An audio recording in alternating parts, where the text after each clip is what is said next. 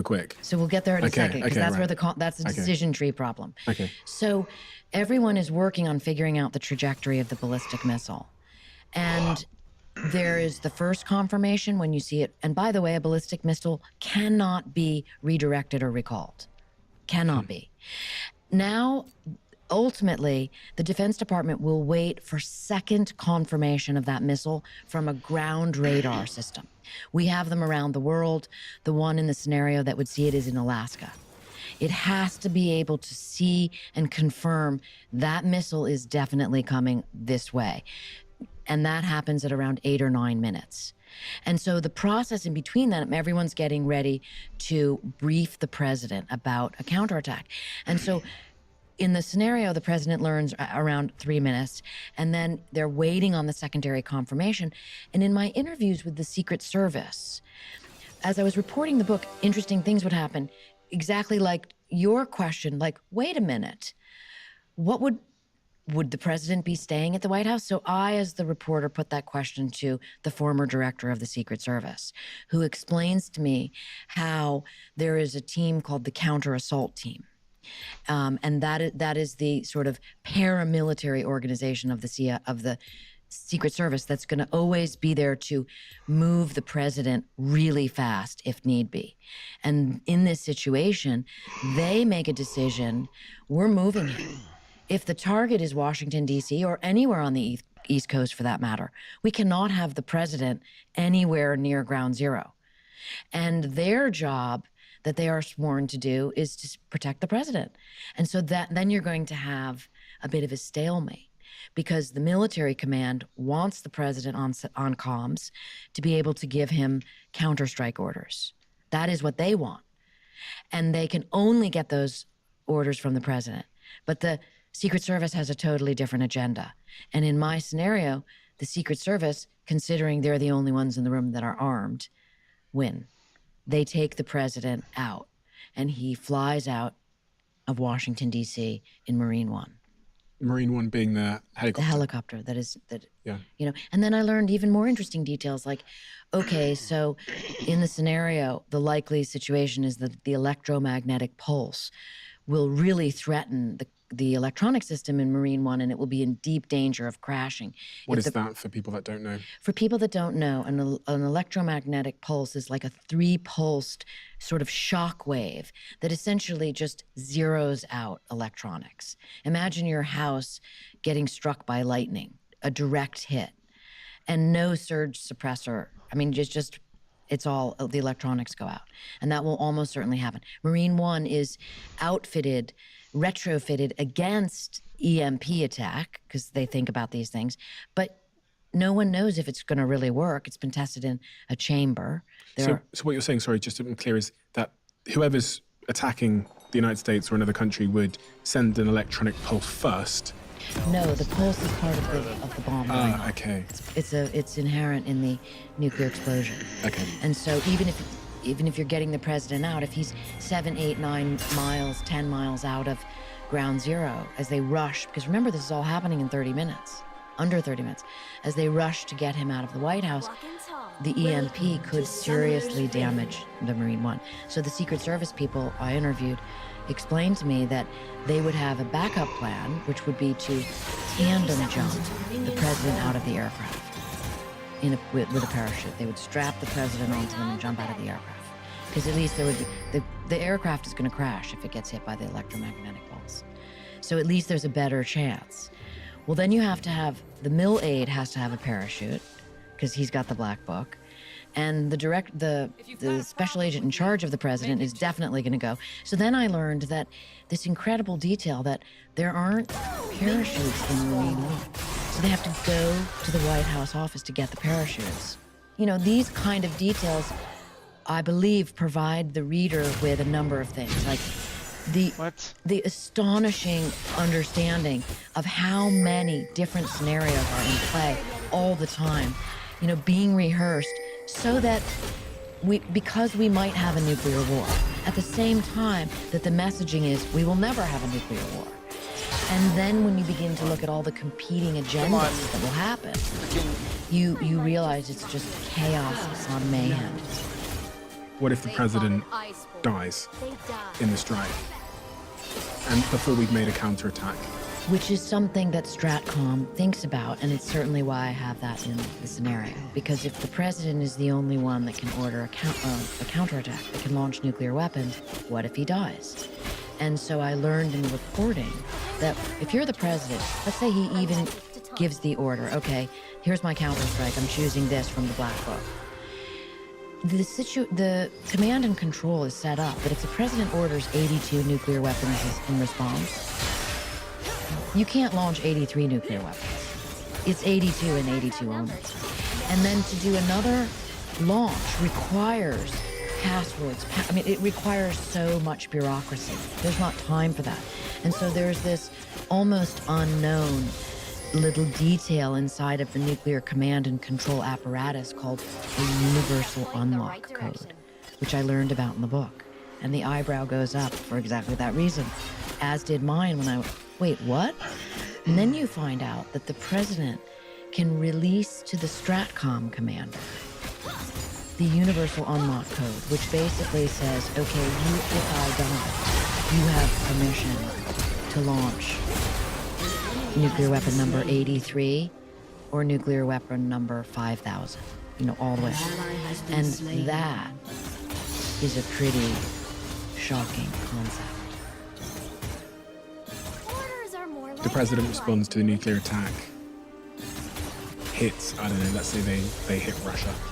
They send the submarines out to send the ICBMs or whatever it's called to strike Russia.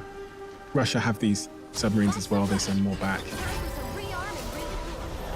What's the aftermath of nuclear, that 70-second minute? Because I imagine from the minute the president hears that, gets the notification that it's been confirmed, it's had the second confirmation, he's going to make the decision to fire nuclear weapons back, I assume. And then, from there, it's just all fire, as far as I'm concerned. There's a concept called jamming the president, which is, so the president learns in the scenario I write that North Korea has fired a ballistic missile, and then a second one comes in from a sub and hits a nuclear power plant in California. Why did you pick North Korea? I picked North Korea because of my interviews with Richard Garwin, the designer of the thermonuclear bomb, the first one, which he designed for Teller. Because in our interviews, I asked him what scared me most. Garwin, also in his 90s, has advised every president of the United States since Eisenhower. He was the early founder of NRO, one of our most classified agencies. His opinion matters. And while he didn't want to be specific, he gave me sort of a very interesting, almost poetic metaphor when he spoke of the Mad King. And the Mad King with the nuclear arsenal. And he even used that French phrase, après-moi le déluge. This idea of after me, the flood. If I die, who cares? And I interpreted that Garwin was talking about North Korea, because North Korea is the rogue nuclear-armed nation that regularly sets off ballistic missiles and doesn't tell anyone. There is an unspoken reality among the other nations that you inform people when you're going to test an ICBM with a dummy warhead, of course. North Korea doesn't adhere to that. So, when I interviewed people who are in those command and control bunkers, those first 100 seconds we spoke of where the ballistic missile is on its way, and all of that command and control is focused on, is this coming at us? Or is it as launching a space satellite? Or is it going into the Sea of Japan? That's what North Korea does. They don't announce those tests. And so imagine the anxiety in those command bunkers. Every time they launch a ballistic missile, they have launched more than 100 ballistic missiles in an 18-month period from 2022 forward. Testing. Okay, testing. So this is so dangerous and so rogue. If there, on the one hand, I say there are no rules to nuclear war, but there are a few rules to nuclear deterrence, like you tell your neighbors. And that's why I chose North Korea. But just to finish the sequence, the president launches 82 missiles at North Korea in a counterattack. And that is, and in the scenario that I write, the failure now becomes about miscommunication, a very important concept, and also about technology not working. And I source in the book precisely where this information comes from. So Russia misinterprets our launching nuclear weapons at North Korea as being launched at Russia. Why?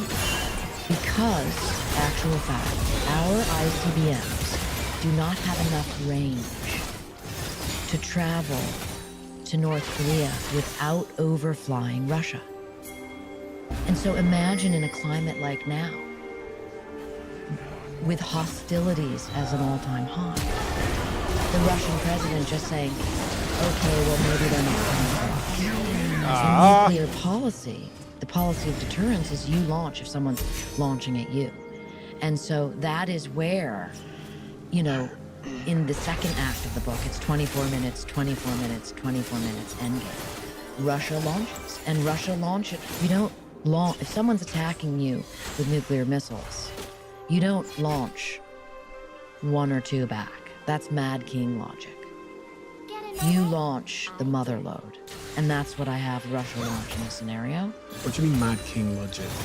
Well, Mad King logic is, why would you do that? Yeah. Okay, so in the book, in the Mad King logic of the book, the leader of North Korea, who is nameless, launches a nuclear weapon at the United States for reasons we don't know. And we will never know, because history will end. The ability to write history ends in 72 minutes of the book. So we will never know why. And that is the sort of, you know, question.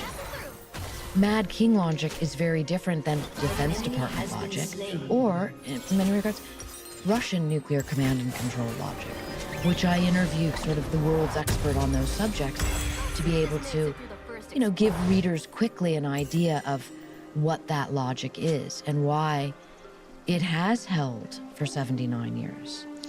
Can't we just shoot it out the sky? That is the great fantasy that is a fallacy, right? So let's talk numbers for a second. America has 1,770 nuclear weapons on ready for launch status. They're deployed, okay? They can launch in seconds, minutes. Maybe some of the bombers take an hour or two. Russia has roughly the same, 1,674. That's the parity of the nuclear treaties. That says nothing of the thousands more that we each have in reserve. But those are actual nuclear weapons that are pointed at one another, ready to go. Ready to go, okay? So those numbers. The US has an interceptor program to allegedly intercept a long-range ballistic missile. I'm not talking about short range or even medium range. Long range, like that would come from Russia or North Korea. We have 44 interceptor missiles. 4 of them are at Vandenberg Air Force Base in Santa Barbara. 40 of them are at Fort Greely in Alaska. 44. So if Russia has 1,607 nuclear weapons, how are our 44 interceptors going to go up against those? And that says nothing, by the way, and I get into this in sort of the little bit of the wonkiness. Inside a nuclear warhead, many of them are what are called MIRV, which means they have multiple warheads inside of it. And so when the warhead unleashes, the multiple warheads go out along with decoys, so that if an interceptor missile is coming at it greatly reduces the chance that the interceptor will be able to shoot it out of the sky. The way that it was said to me was like this. An interceptor missile, which is basically just like a small ICBM, right? It's a small it's a rocket. It is like trying to shoot a bullet with a bullet. That's a quote from the spokesperson at the Pentagon. One of them is traveling at 14,000 miles an hour, the ballistic missile, 14,000 miles an hour. The interceptor, the little kinetic vehicle inside of it that's gonna hit the warhead, hopefully, is traveling at 20,000 miles an hour. That's where you get the trying to hit a bullet with a bullet. And by the way, this is all happening 500 miles up in space. Good luck. The success rate of our interceptor program is between 40 and 55%. That's on a good day where they're testing these things and they go, hey, we're doing it here, so it might be around there, right? That's called a curated test. That's not in the madness of the moment. The bombs land. If I was a fly on the wall, not that there would be a wall left, what would I, and I was looking at America or the UK after it had been struck by these nuclear bombs, by thousands of Russian or North Korean nuclear weapons, what would I see? What would the visuals be in those minutes after the strike? I describe the first bomb in the scenario that strikes the Pentagon as a 1 megaton thermonuclear bomb in painstaking, horrific detail, all sourced from Defense Department documents, defense scientists who have worked for decades to describe precisely what happened to things and to humans. And it's horrifying. But on top of the initial flash of thermonuclear light, which is 180 million degrees, which catches everything on fire in a 9-mile diameter radius, on top of the bulldozing effect of the wind and all the buildings coming down, and more fires igniting more fires, on top of the radiation poisoning people to death in minutes and hours and days and weeks if they happen to have survived. On top of all of that, each one of these fires creates a mega fire that is 100 or more square miles. And so essentially, in essence, what do you see? Well, in the scenario at minute 72, 1,000 Russian nuclear weapons land on the United States. And so it just becomes a conflagration of fire. It's just fire, fires burning, fires, 100, 200 square mile fires burning. And then we move into nuclear winter. And that's sort of the denouement of the book, where I tell you about nuclear winter from the point of view of one of the original scientists who wrote that original nuclear winter paper with Carl Sagan back in 1983. And his name is Professor Brian Toon, and he spent the decades since working with the state-of-the-art climate modeling systems that can now precisely tell us what nuclear winter will look like. Because I've always thought, you know what, nuclear war wouldn't be that bad. If, Russia launched 1,000 of their nuclear bombs at the United States and I was here in New York where I am now, I would die instantly, so I wouldn't really know it happened. Is that true? I think you would want to die instantly. I mean, there's a quote from Nikita Khrushchev, the former premier of the Soviet Union, and he said, after nuclear war, the survivors would envy the dead. Because there is, right? There is this sense of, if you survive, I mean, there is no more law and order. There is no more rule of law. There is no government. Craig Fugate made that very clear.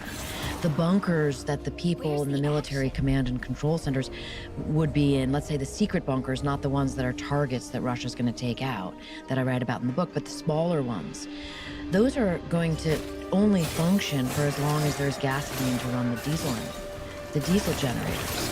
And then those people are going to have to come out. And who's left? It's man returning to the most primal, most violent state as people fight over the tiny resources that remain. And by the way, they're all malnourished, everybody's sick, and most people have lost everything and everyone they know. How's that gonna feel?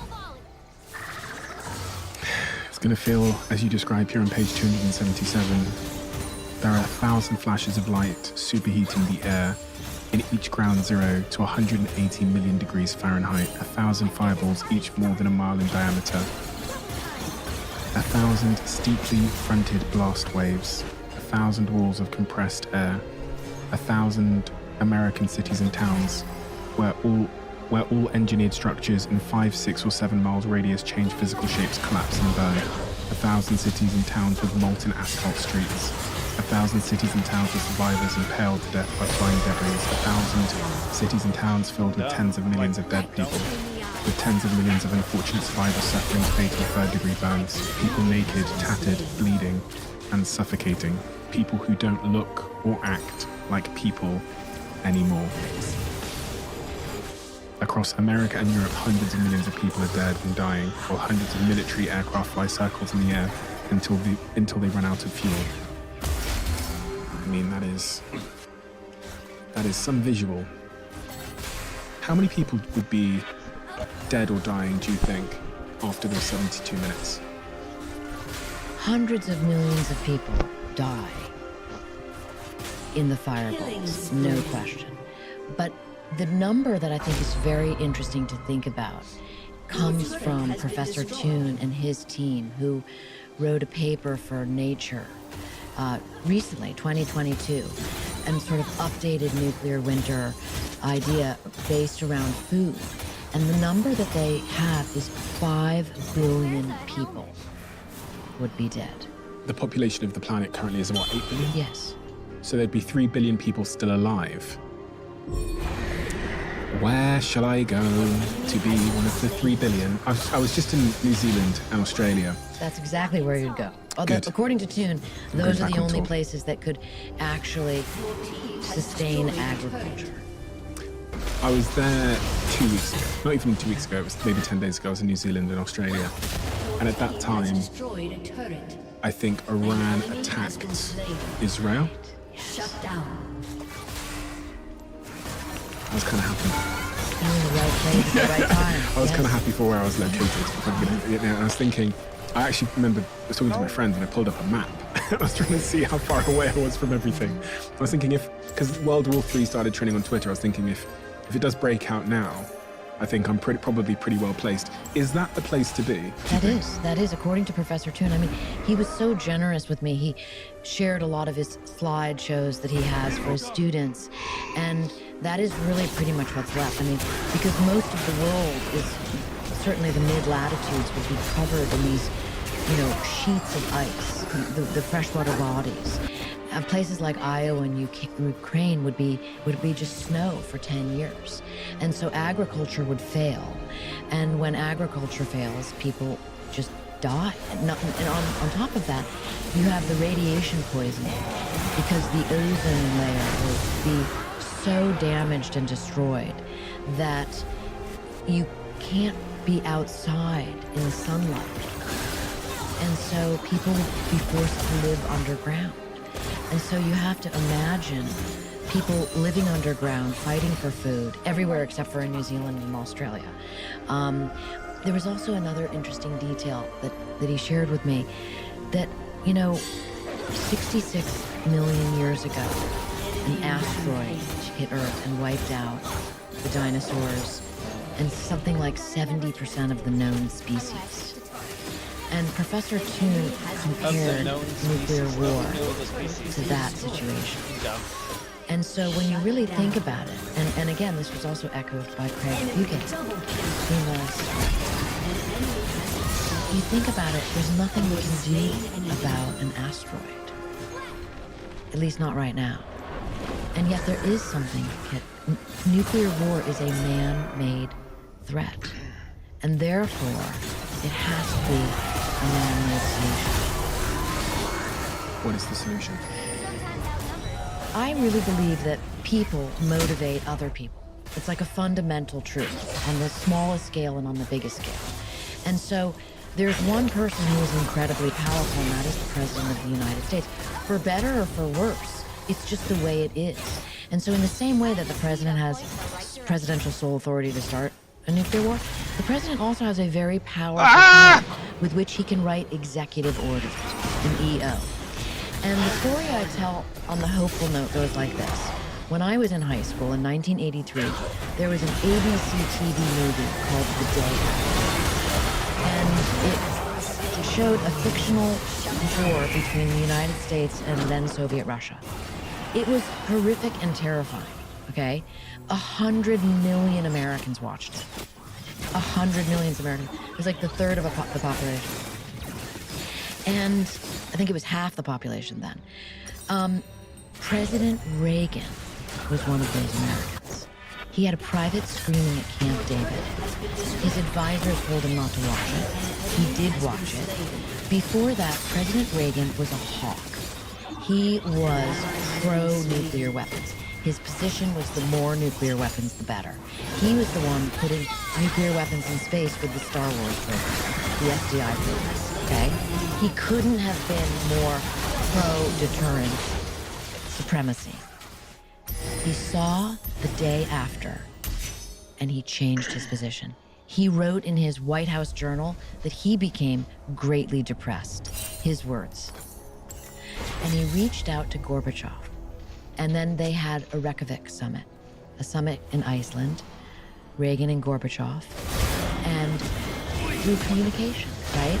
Through both of them realizing this is madness, realizing what could happen, seeing the day after and realizing this cannot happen. And they famously issued a statement that said, the joint statement between the two of them said, a nuclear war cannot be won and must never be fought. And the result of the Reykjavik summit was that the world has gone from 70,000 nuclear warheads. That was the all-time high. 70,000. Why do you need 70,000 nuclear warheads? That's what there were in 1986. And now, here we are, because of the reductions, because of the treaties, thanks to those 12,500 approximately nuclear warheads. That is the movement in the right direction. And it came from a dramatic story being told. And it came from the president taking action because people would not stand for this anymore. There were massive protests. Do you believe we could ever get to zero? Honestly. That is for the disarmament experts.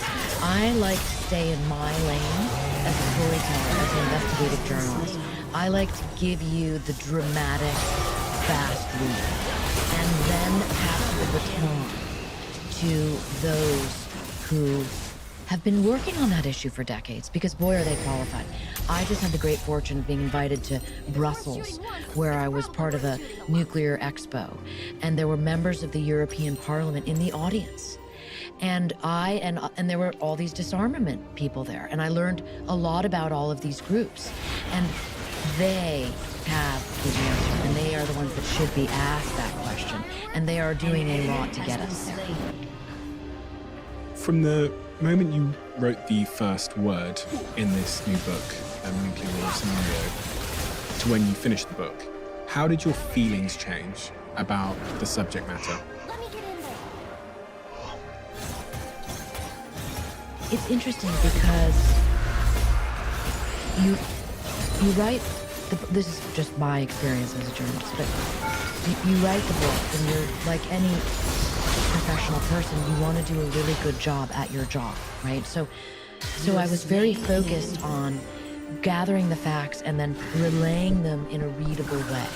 You know, my husband, Kevin, always says, like, you got to write something that someone can read on the beach or an airplane, right? Which is not necessarily conducive to, like, Nazi scientists or the other things I've written about. But for this, it became clear to me, nuclear launch to nuclear winter fast. Have people read it fast because you want to grab their attention, because I'm a mother, you know. I'm a hopeful person that believes that we do not have to live with this threat. And so my focus of the work was really on doing the best job I could to narrate the story. And I think you take your hat off about maybe any more sort of emotional or sentimental feelings. You try to push that into the prose, I suppose. So maybe in subtext, there is a sense of urgency and even fear. But for me, intellectually, you know, as an investigative journalist, it was just what's the next page going to be? But how do you feel about the nature of the? It's interesting as well because when you think about the books you've written, have you written now 6 or 7? 7 books in total. The subject matter of your books are all the basis of a lot of conspiracy theory. If that makes sense. You know, you've written about Area 51 and this thing called Operation Paperclip and the Pentagon and now nuclear bombs and the CIA, all these kinds of things, which are the basis of many of the conspiracy theories I hear about. So you've got a very unique perspective on the world because you've had the privilege and the access of interviewing some of the most interesting people that are closest to these very interesting subjects. What are some of the things that you've come to learn that you once thought were just conspiracy theories? I mean, conspiracy theory is such a loaded word, and I think it's too bad that it's used as a catch-all to kind of dismiss a lot of curiosity, because curiosity is important, right? And curiosity leads toward reading. I mean, I couldn't be a bigger fan of reading or listening to educating yourself. I mean, things have really changed in terms of audio. Like, you can listen to a podcast and learn a lot. You can listen to an audiobook the same way that you used to have to read them. And so to just call things conspiracy theories, I find to be intellectually thin, right? It's just too easy. And it's also very self-righteous. And I think two things I always work to avoid is like kind of being a know-it-all. And I am around a lot of know-it-alls because people who become experts in subjects and maybe they don't get as much attention as they think they deserve, tend to become a little bit of self-righteous know-it-alls. And so I have to wind my way through that world because I'm always, what interests me are subjects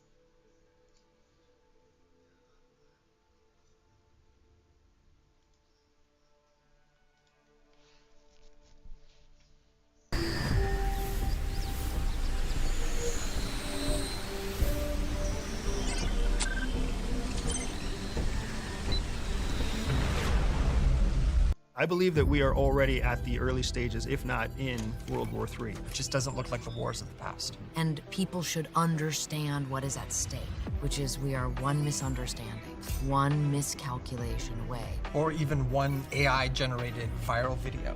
from nuclear annihilation. Is there anything at all you're doing to prepare? I'm leaving the United States by 2026. But is there anywhere on this map that is safe in a war? So my understanding is that there's actually 3 safe zones. You are right. There's Hawaii. No, because there are so many targets in Hawaii. And same with all of Europe. But there's one tiny little place right there. So where do we find ourselves in terms of conflict and warfare now? It's getting worse. And in the past, it was whoever had the strongest military. Now, you can destabilize a government or a society using a server farm and 20 people sitting in a room thousands of miles away. And another real problem we have right now is that the different political parties inside the United States are so intent on taking down the other side. They do it at the national security peril. So now Russia or China can play people off against one another and cause division. Andrew, what do you think happens next? Well, I think World War III is going to be shaped by what we call proxy war, where a wealthy nation state funds, trains, and arms conflict in a less wealthy state to decrease the capability of your primary target. So they're using that nation to do the work for them. Exactly right. That's already happening. And what's the probability of nuclear war? So here's a terrifying detail that the public does not know. So Wow.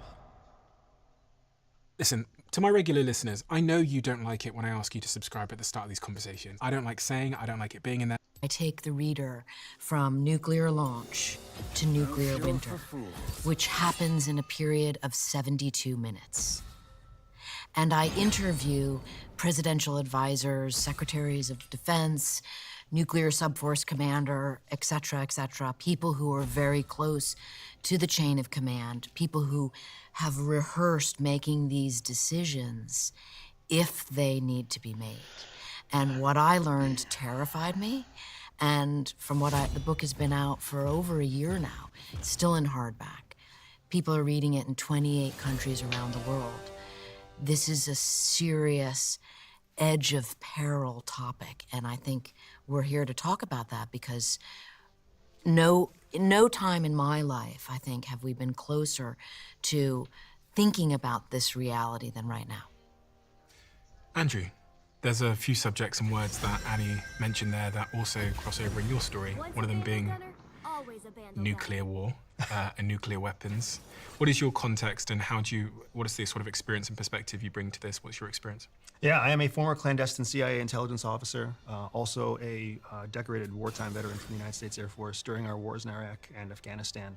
I lived in this world that we're talking about, this world of conflict, the world of nuclear threats, the world of developing nations and political and military force as a tool to shape democracy, to shape diplomacy. And I'm very excited to get into this topic because I think there are certain areas here that are misunderstood, areas that are over-dramatized, and then areas that are not being spoken about that are very relevant and very compelling. Wasn't there a period of your life where you were underground and part of that sort of nuclear chain of command that Annie described. Absolutely. That's where my career started, actually, was with the ICBM, the Intercontinental Ballistic Missile Forces of the United States Air Force, overseeing Minuteman III missiles in Montana, armed with 10 nuclear warheads each, understanding the military doctrine, the strategies, the policies for how to execute. So you were underground with a physical nuclear key? Correct. Around my neck. And there are, even as we have this conversation now, there are hundreds of U.S. soldiers, hundreds of Russian soldiers that are in very similar positions, and they're not much older than a high school graduate right now. Many people think we're on the cusp of World War III, but I think you've said in the past that you actually think World War III has already begun in some context. Yeah, correct. I believe that we are already at the early stages, if not in World War III. The problem is that people seem to think that World War III is going to emulate World War II. The deployment of nuclear technology and nuclear weapons now would look completely different than the deployment of nuclear weapons looked in World War II, if only because we have 9 nuclear-capable countries right now. Not to mention the fact that we have a completely different information landscape. We have a completely different political landscape. We have a whole different landscape for alliances and for treaties. The world is very, very different than it was. I didn't want that So you think we're in World War III now, or the early innings of that? And I think World War III is going to be shaped by what we call proxy war. What is proxy warfare? Proxy warfare is when a wealthy nation state funds and trains and arms conflict in a less wealthy state, where there's usually some sort of civil disturbance or civil fight that's already happening. Much of what we've seen in the last 10 years is proxy warfare. Libya, Syria, Yemen, people argue that what we saw, even Afghanistan and Iraq, where the US was involved, was proxy warfare. Israel and Iran is model proxy warfare. Russia and Ukraine are also models for proxy warfare. So there's someone else funding it, and they're using that nation to do the work for them, essentially. Exactly right. You use a intermediate nation that's still developing to decrease the capability of your primary target, while you yourself conserve your own troops, your own weapons, and your own civilians against war. Benjamin, what's your take on that in terms of us being at the start of the precipice of a world war, and it looking like sort of a different set of weapons, a different way that we'll fight each other, and the internet and digital warfare being a part of that? I don't think since the beginning of the Cold War, let's go back to 1947 or 48, I don't think we've stopped fighting. I just think we're fighting wars of different kinds. And I think this idea of kinetic warfare is less frequent, especially among the major powers. So Israel and Iran is an example of one of the last few gasps of kinetic warfare. But if we look at the United States and China, United States and Russia, the European powers, NATO, it's less kinetic than it is more through use of information, through technology, through cyber warfare. What's kinetic? So kinetic is, when I refer to kinetic, I mean using actual physical means, bombs, missiles, tanks, soldiers, that type of thing. And it's less now, and it's more now moving towards other forms where you can now destabilize a government or a system of government or a society using a server farm and 20 people sitting in a room thousands of miles away, and you don't necessarily need weapons to do that, where information becomes weaponized, where digital tools become weaponized, and that's far different than anything we saw in the 20th century. So I think that the rise of the internet in the beginning of the late 1990s through the 2000s, we've seen now this become industrialized at scale. And I think the threat comes now from the ability of countries and regimes to destabilize and interfere with others in a way that they simply couldn't do years ago. And now you don't even need to fund it massively to do that. It's basically warfare on the cheap. Mm-hmm. Before we started recording, I expressed to you that there's a certain tension in the world right now. Yeah. Where's that coming from, and why, in your perspective? One of the things that's been evident to us, especially since the 2016 elections here in the United States, is this idea that we live in a post-truth society. And with so much information available to everyone, on every platform, through every means and channel, there's now no monopoly on objective truth or fact. And so with that comes the ability to distort, to propagandize, to mislead, to misinform. And people do this to aggregate power, to bring power to themselves. And so when we live in a world where everyone thinks they know everything, or they are afraid that they don't know enough, you have a constant state of tension and anxiety. And people are uncertain about their place in society. There's a wealth gap comes into play. And with that, you feel like there's threats or perceived threats or conspiracies around every corner. And this is why I think lies and misinformation and conspiracy theories take hold in times like this, when people are anxious, frightened, uncertain about their place in society, about what's coming next. And that puts us in a very tense state. And very clever people can take advantage of that to manipulate to their benefit. So that, I think, explains why we feel this tension that we do. The tension is clearly resulting in real changes. Those stats I read out at the start, where there's more nations in conflict now, there's more military funding, more people think we're on the verge of something pretty catastrophic than any time in the last couple of decades. That information, which is causing attention, is then having a downstream impact, which is conflict is breaking out. I don't say it's upstream. You have polarization happening within societies, especially in Western societies, where there is no monopoly on the truth or news or information. You have the fragmentation of, let's say, major news sources. Traditionally, you have a few very respected, trusted sources and authorities or figureheads that people would turn to. We don't have that anymore. It's now been diluted to the point that it is almost meaningless. And so you see that social media has contributed to this. And so with that, with these divisions, these schisms in society have made major industrial powers like the United States, like let's say the European Union, more vulnerable to manipulation than ever before. So now if you're an adversary like Russia or China, Iran, North Korea, you can take advantage of the ability to tap into this polarization and play people off against one another, cause division, and that destabilizes democratic societies, and then that in turn enables these countries like Russia and China and others to have more leverage and more influence in the developing world. In the past, it was whoever had the strongest military. Now, you don't necessarily need the strongest military to do it. You just need to have the strongest information army and the willingness to do the dirty things that Western societies don't do anymore, but they used to. I want to interrupt because I think there's an order of operations here that we're getting at that isn't clear. I would argue that ignorance starts the foundation for the polarization that is then capitalized on through this information warfare landscape. So I say that because I think it's important for us to understand that your statistics are relevant and correct. Those statistics don't come first, they come after. The ignorance kind of comes first, the willing blindness to what's happening in the world. The willingness to just focus in on what your tasks are or what entertains you and let the rest of the world kind of do whatever it's going to do. It's that choice first that then leads to other countries. Virtual.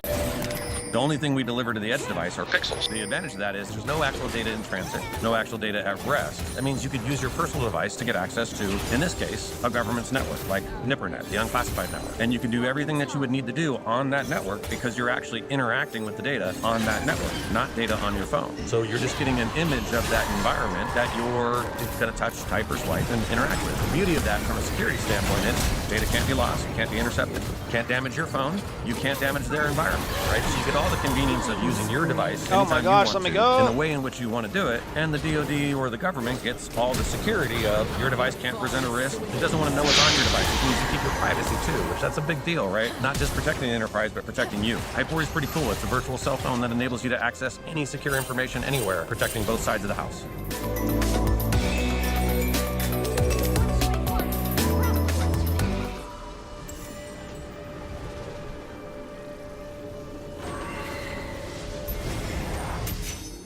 I'm going to reveal the only 5 to 7 stocks that I believe you should trade options on. Hi, my name is Mike Shore, and I'm going to send you my day trading cheat sheet for 100% free, no strings attached. I've been in the trading game for over 30 years, and I'm featured on major news networks regularly. A lot of my students come to me with the same problem. There are too many stocks to choose from and too many complex ways to trade options. But most of those are just distractions that take you further from your ultimate goal of trading. So if you're sick and tired of spending hours on YouTube trying to understand how you can make money trading options, then listen closely, because I'm going to show you how you can fast track your options trading. With my day trading cheat sheet, you'll learn the only 5 to 7 stocks that I trade options on, and you'll learn my options trading system that I use every single day. So make sure to click the button somewhere near this video and download my free options day trading cheat sheet.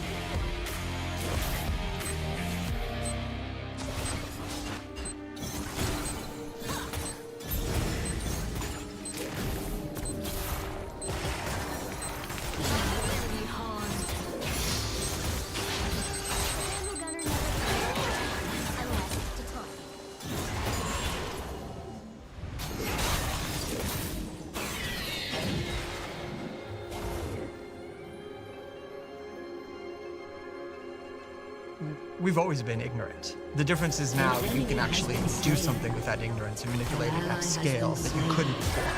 So ignorance has always been with us. But before, these people knew where they could go to find what they perceived to be a trusted source. So now that source is gone. That message is gone. That skill is gone. I have a different take entirely, and I focus on narrative. So I'm really interested in who tells the story and who gets to control the story. And what I watch happening a lot is that the story is controlled for a while and then it gets hijacked over and it's someone else's story. So it's like the end of the spectrum of what you're both saying, and you have the agency working really hard to grab it back. You've got the White House saying, we need to get our stakeholder press, and it's this, so you're running essentially like a kinetic war, a proxy war, and an information war at the same time. And I think that the information is what drives most of this conflict, which is why it's so interesting to me to speak to diplomats, the only people not at this table, right, that are like, because then that's only where I see the hope of kind of like take it down, because there's an ease that needs to happen when you can move the people from trust to paranoia. I love that you mentioned diplomacy and diplomats. So I teach courses on diplomacy, and one of the things I've seen emerge in the last few years is this dichotomy between private diplomacy, which is what we were used to when we studied the Cold War and post-Cold War conflicts, and now we have public diplomacy. Almost all diplomacy, take the Iran-Israel war, the 12-day war, as Trump calls it. How much of that war was conducted via social media? This is now, so you have this public-facing diplomacy where you have, during wartime, leaders, their representatives, their proxies, conveying messaging both to their enemies, to their allies, and to a supposedly neutral audience, all through social media, right? So it is not so much the nuclear age, but the age of the algorithm and how that amplifies diplomacy in a way that never ever existed.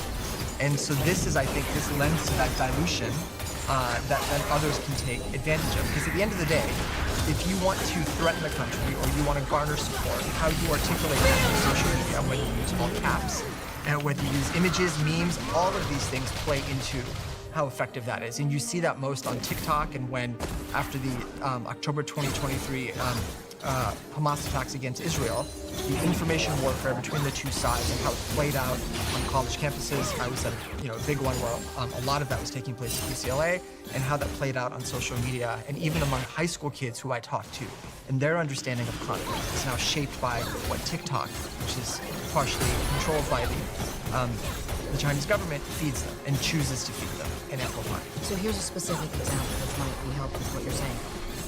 With the 12-day war recently, I think the White House wanted that to just be a bombing run. You can correct me if I'm wrong. Just a bombing run. We're gonna go, we're so powerful. It was about power, it was about precision, take it out. And it was the press that wrote, America enters the war. And that is a major headline. And that probably made the White House deeply upset, because they don't want to be seen as entering the war. And so I think another real problem we have right now with all of this tension ratcheting up is how angry, and I'm just talking about America now, the political sides are at one another. But to my eye, because I'm an apolitical writer, no one has any idea. I write about war and weapons, neutral. But I can observe. And it seems to me like the different warring political parties inside the United States are so intent on taking down the other side. They do it, from my eye, at the national security peril. In other words, a headline against Trump is better for them than U.S. national security or world security. Well, I think we're all saying something that's derivations of the same thing, versions of the same thing. There's a massive information warfare landscape, and it is that fog of war that we look through that gives us that tension about what's actually happening at the ground level. If you think about conflict as being what humans will do to each other, there's layers on top of that that create this distortion of what you can expect. And there's so much activity in the information landscape that it's very distorted what could actually happen. We have a term at CIA, and when we talk about covert influence, activities to shape information, we talk about volume and speed. which gets right back to your point about TikTok and social media. We've always engaged in information warfare, but the volume and the speed was much less and much slower, because you had to fly fucking pamphlets and drop them out of airplanes and hope that the people reading it were reading the right dialect of Arabic or Spanish. You had to hope, and then once there was a rainstorm, all of your pamphlets are done. And if you're trying to make it look like they're not coming from America, there's all sorts of other. Well, now an algorithm that you don't even control is contributing to that. And then you got creators, content creators all over the place that have no added value to the content they're creating, who are just clipping, cutting, and putting things together and then further being amplified, right? So the volume of information is massive, and the speed at which it disseminates is huge, and the algorithm can dictate whether you see it or don't see it at all. So while I appreciate your point of view, that there's this tension and there's this growing concern, I honestly think that your opinion on it is because you're informed and intelligent. And there are huge groups of people who are completely oblivious to where we actually are on a sliding scale of approaching conflict. Where are we? That's what we're really here to discuss. I would argue that we are not entering a phase of less conflict. We are going to enter a phase 5 to 10 years of more conflict, increasing conflict, a willingness to engage in more kinetic conflict, to use your term. I don't think that we're showing the various global power competitors of the world that it will not be tolerated. I think we're showing the global power competitors of the world that violence, kinetic attacks, cyber warfare, weapons development is. My wish is that America could overcome her tribal anger, that a lot of Americans have to overcome. Because I think America is and that all of this amplification of the rhetoric is deeply divided. Fancy word is divisive, but it's just divided.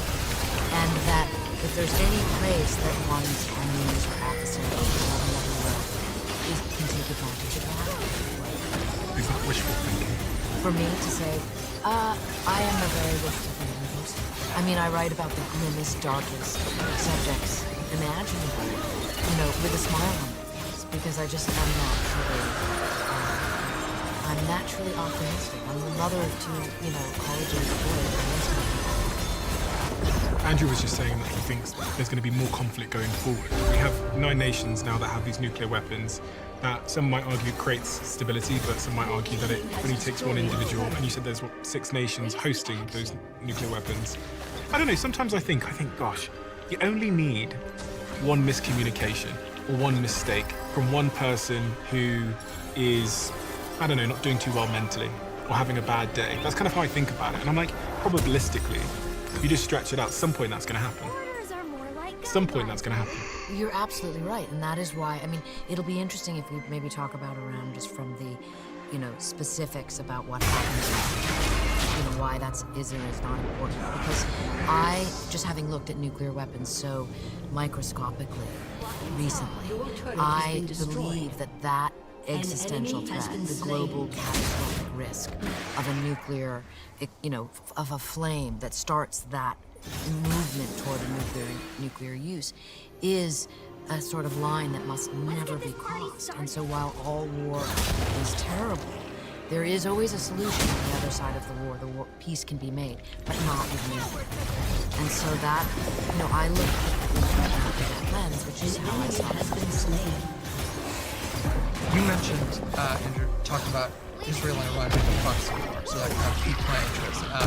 I almost reflexively want to disagree, but I want to hear more about why you think so I can better understand proxy conflict from that angle. Yeah, well, the way I see it, Israel is ratcheting up its aggression against proxies that Iran has been using to threaten it for decades. Right.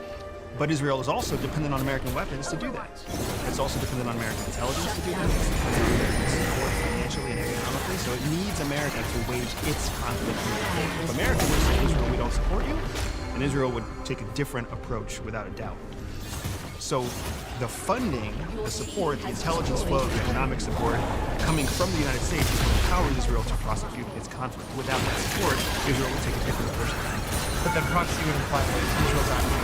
This is our feast! So the United States, rather than getting involved directly with Iran up until last week, operates through another entity. That's the misunderstanding about proxy war. You're looking first for some sort of conflict that already exists. The conflict between Israel and Iran already exists.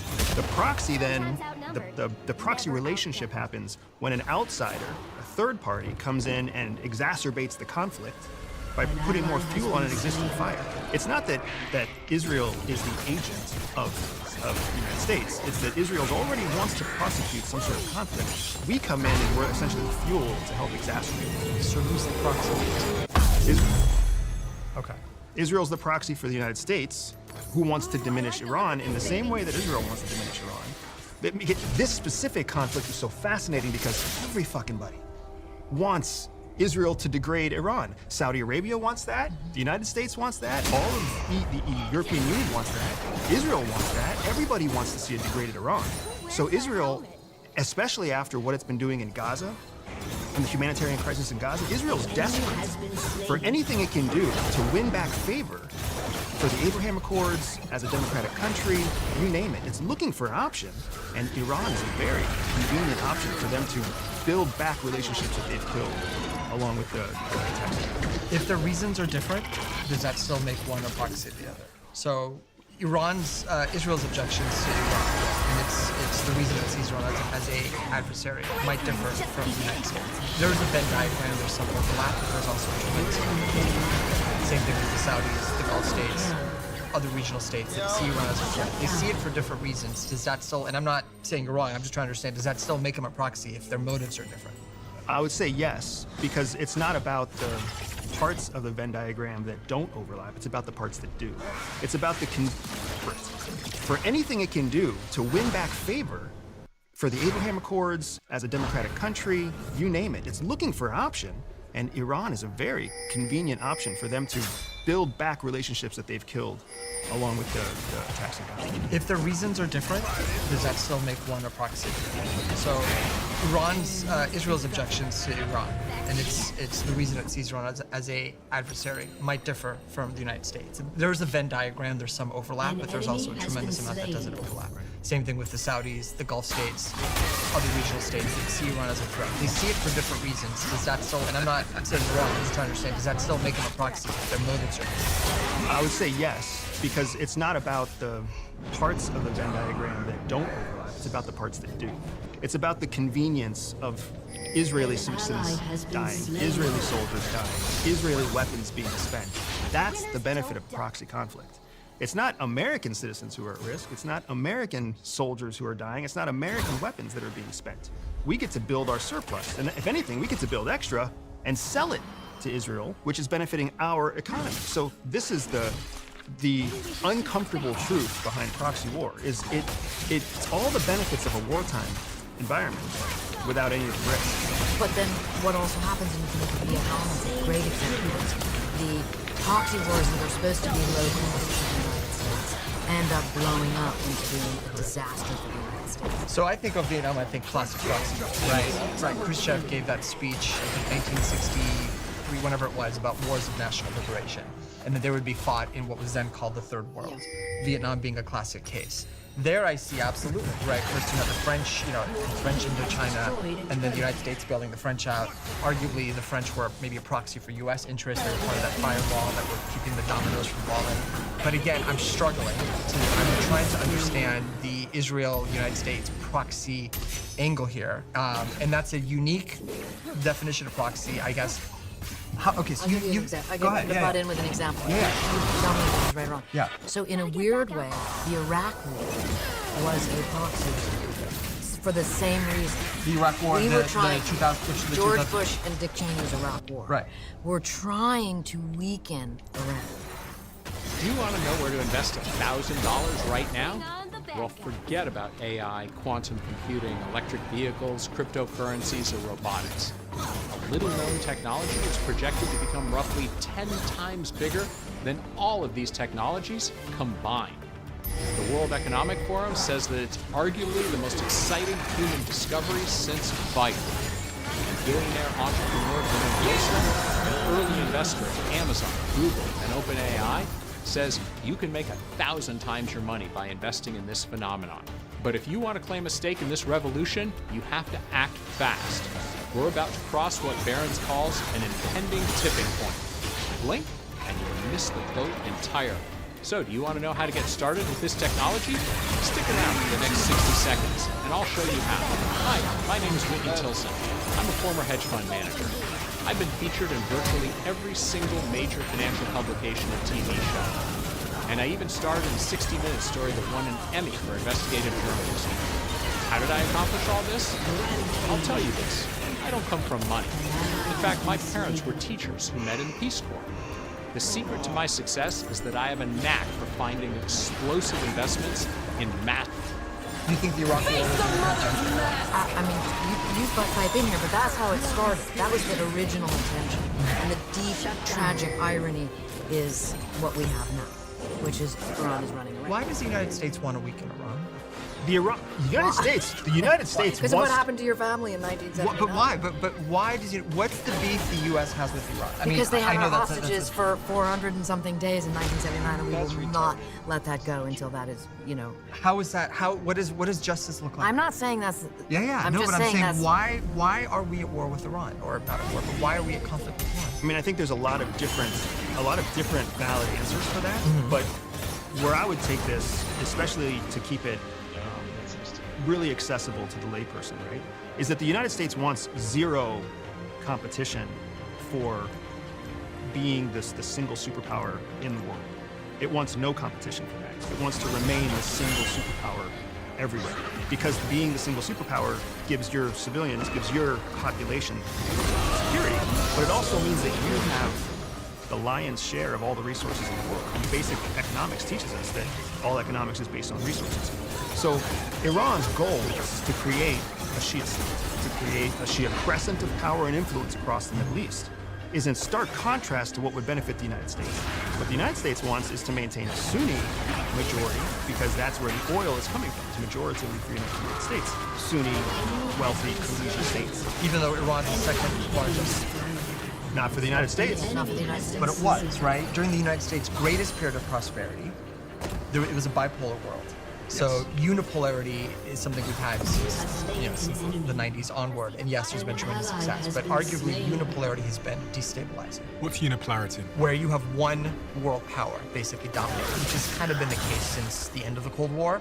And now we've seen a rise of other sort of poles, maybe with China being one. But you had, during the entirety of the Cold War, it was a bipolar structure. The Soviets, you had the US. And they were dictating everything else on the chessboard that was the globe, right, in front of us. And arguably, since the end of the Cold War, the unipolar system has not been very stable. You could say that, I think the stats you cited, the number of conflicts have almost increased since that time. What's the takeaway from what do you guys think? I mean, this is where I think academics and reality butt heads. Okay. Because academically, I agree with you. Okay. And on principle, I agree with you. Okay. The world could be better if it was multipolar. If we had a stronger, and we had a strong country in China, and we had a stronger country in Asia, and we had a strong United States, and if we could find a way to cooperate effectively and collaborate without conflict. I mean, academically, all that sounds wonderful. I don't pretend that it's going to be friendly or cooperative. I think you can have multipolar when you still have adversaries. Yeah. But the idea is that you're saying that countries seek to be unipolar. They seek to be global independent. Is that what? No, countries don't do that. Once you are a near-peer competitor, then you have no other option in the reality of it, except to be the most powerful. This is why there's only one Olympic gold winner for any competition, for any specific Olympics. You can't have a tie. Right? It's the reason why if there is a game that ends in a tie, it goes into overtime, because you have to have a winner. That's like, it's human nature. I have to know what my threat level is against you. So one of us has to be dominant, and one of us has to not be, has to be second to our dominance. And we can have dominance in different areas, right? That's why when I'm a guest in your home, I follow your rules. When I'm a guest in my home, I follow my rules. There's an element of that that's all just built into our DNA as human beings.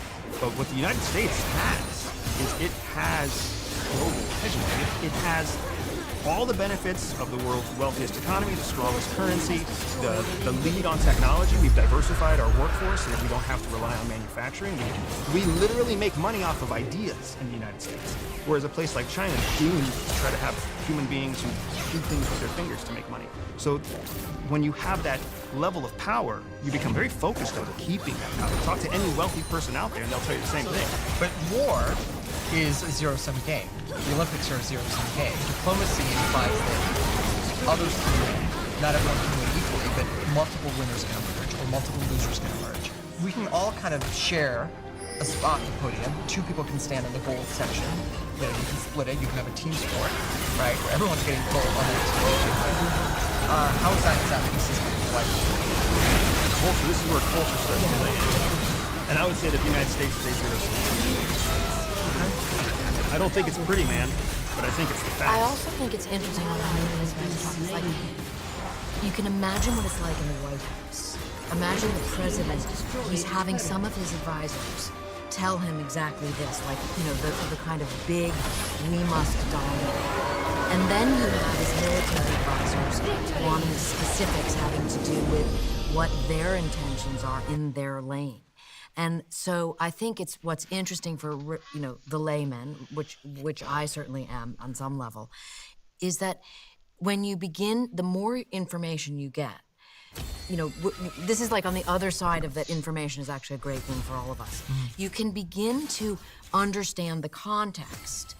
Okay, wow, that's, you know, Andrew said that, and that makes sense. Now, so I think then you start to see as an individual, and the world makes more sense to you. It's less threatening, like, what is going on? Oh my God, World War III is around the corner. But the President of the United States lives in his own, you know, silo and has so much incredible power. This just, the longer I report on all of this, the more I'm amazed at how powerful the President of the United States is. And if we look at the current president, how much more power is being absorbed there. And the idea of them being in their own silo, I mean... No pun intended, but pun intended. Absolutely. I mean, traditional political focused, policy-driven presidents, they try to find a way to reduce the silo effect. Yeah. The current president has done the opposite. He's increased the insulation against expertise from people who have forged careers becoming experts in their field. Instead, he's surrounded himself with voices that are more interested in, who knows, media intentions, future political benefits, but they're not necessarily coming from an informed expertise like what we've seen in previous presidents. And that's where I think you use the word context. Absolutely, I think that's perfect to capture it. It's the context. So, you know, content is what the three of us are discussing here. Context is what the cameras are recording, what editing is done afterwards, and then what gets disseminated beyond there. That is, you know, in a broader scope, that is the algorithm, that is social media, that is basically restricting the context to whatever the owners of that content feel it needs to be. And that, I think, also contributes to this sort of unipolar zero-sum mindset. And because only one algorithm can win. You can't have competing algorithms. We're trying to have competing algorithms with China, and they're winning. 2 years ago, I designed a war game simulation for a group of retired military officials, and we had some prominent we had governors, senators, national security staff role-playing the White House Situation Room. And one of the things that was interesting was my job. I designed this game. It was meant to be, what if a second January 6th happened, but this time the insurrection comes from within the military. You have defections from the military, National Guard bases, isolated bases, right? Could the Pentagon be prepared for something like that? What would that look like? And I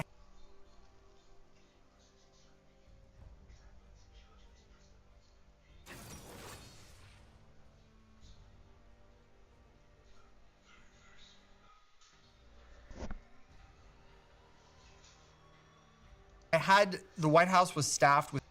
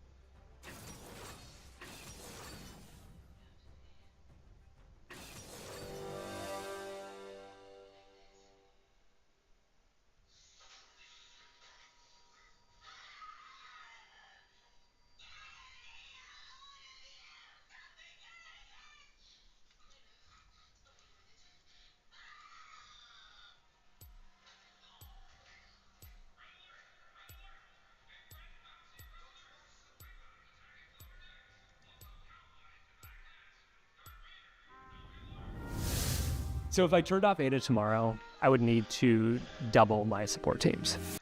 We've got about 6 years before everything changes. And we thought money in the bank was safe. We thought our house was safe, but none of that's true. And the moment you put your money and your savings in the bank, you don't own anything. And your future self is getting poorer by 11% every year. And that's a problem for financial security and wealth creation. But I know where the opportunities lie, and I've got answers. So could you explain it to me through the context of this? Okay, so Raoul Pal is one of the most influential voices in the ever-changing world of modern finance. Unpacking the secrets of crypto and how to build wealth in an uncertain future.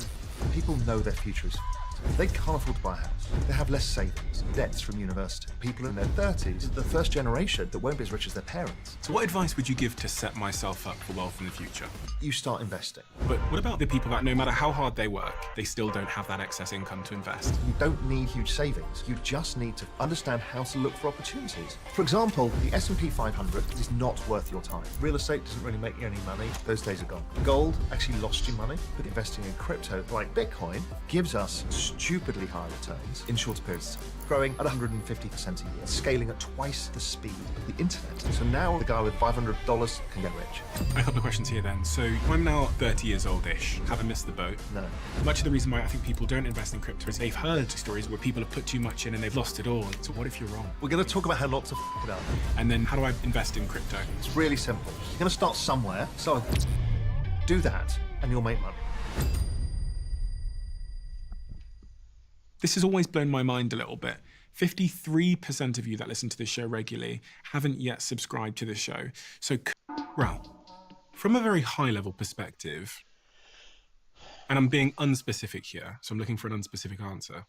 What exactly is the mission that you're the only person every single way, and we have huge plans to turn this into more of a documentary with everything from friendly computers to 1,000 songs in our pocket. And I spent about 2 years at his side doing a biography of him. And then Jennifer Doudna, who I think brought us into the life sciences revolution because she and her colleagues helped invent CRISPR, this tool that can edit our own DNA. You're on in this season of your life. Like, what are you doing and who are you doing it for? So obviously you do it for yourself, but really, I think that I've been armed with tools and knowledge over the years, my 30-year career, that I kind of have a decent sense of where the world is going, where the opportunities lie, and where the risk lies for people. And I can see the problems people are facing, and I think I've got answers. So what I want to do is help as many people as possible in that journey. And why that happens Winners don't duck. was I was in Spain back in 2012, and we lived during the financial crisis. And I was writing macroeconomic research like a global macro investor, and I had seen it coming. I predicted it, I knew it was coming, I knew the problems. I warned all of my friends. Nobody listened. Nobody understood about the financial crisis, what was going to happen. And most of them, because I was living in a beach town in Spain, they were in real estate. They all went bust. But worse than that was that when we got to the European crisis, when basically the governments of Europe ran out of money, the banks also ran out of money. And as opposed to being bailed out, we got the money bailed in, which means that they took your savings to pay the debts. And friends of my parents and friends of friends wiped out. And they were like, why didn't we know? I'm like, that was a question that sat with me for a while. Why didn't we know? And I saw that everybody had lost total faith in the system. So Occupy Wall Street happened at the same period. And it was people angry. It's like, we thought money in the bank was safe. We thought our house was safe. We thought the system was there for us. And suddenly they all wake up and realize that the system was not there for them. It was actually for other people. You know, people talk about bankers never went to jail. No, it was that sense that it was never concluded. And it sat with me for a long time thinking, what can I do about this? Because I was writing super high-end kind of research for hedge funds and, big asset management firms. And so it wasn't accessible to people.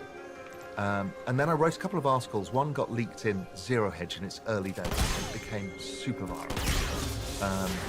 I thought maybe there's something here that I could reach a broader audience, because then I can help these people.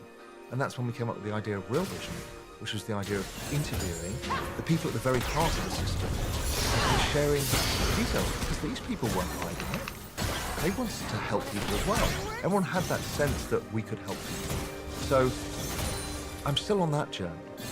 And that journey kind of has taken a multitude of paths, starting businesses, but also just trying to educate people on why they feel the way they do, and why politics is so polarized. It never used to be this bad. You know, what's really going on, and who really to blame, and what's bad. If I stop the average person on the street that knows you and watches Real Vision, and I ask them, what has Raoul and his channel and his information done for you, what do you think they would say, the average person? They just say thank you. Because we've helped demystify the world of finance. And you see, we all have the root of unhappiness and happiness often comes from, does your vision of your future self match where you want to be? Can you see that path? Whether that's finances, whether it's health, they're all very similar journeys. And when people can't see the vision of their future self, and they can't see how to get there, they get upset.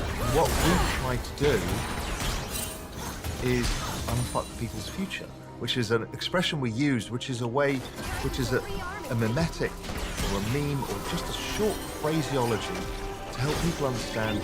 We understand that you feel like you can't get to where you want to get to, but there are options to do it. And I think people are immensely grateful for that in general.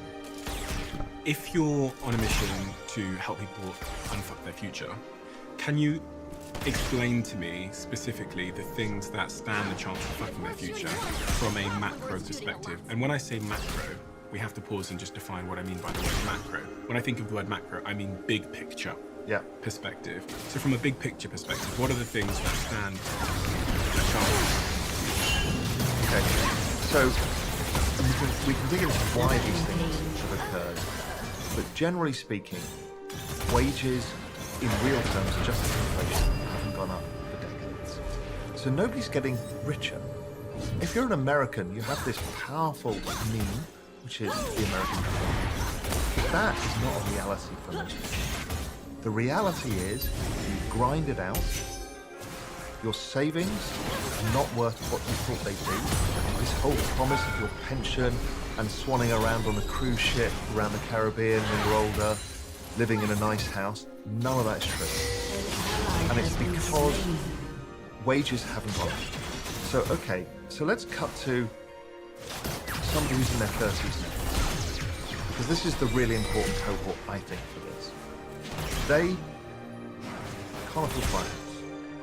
If I go back to when I was 30, I bought a house in London, and it was a nice place in a good area, 3.5 times salary. Yes, I was in finance. I was earning a high salary.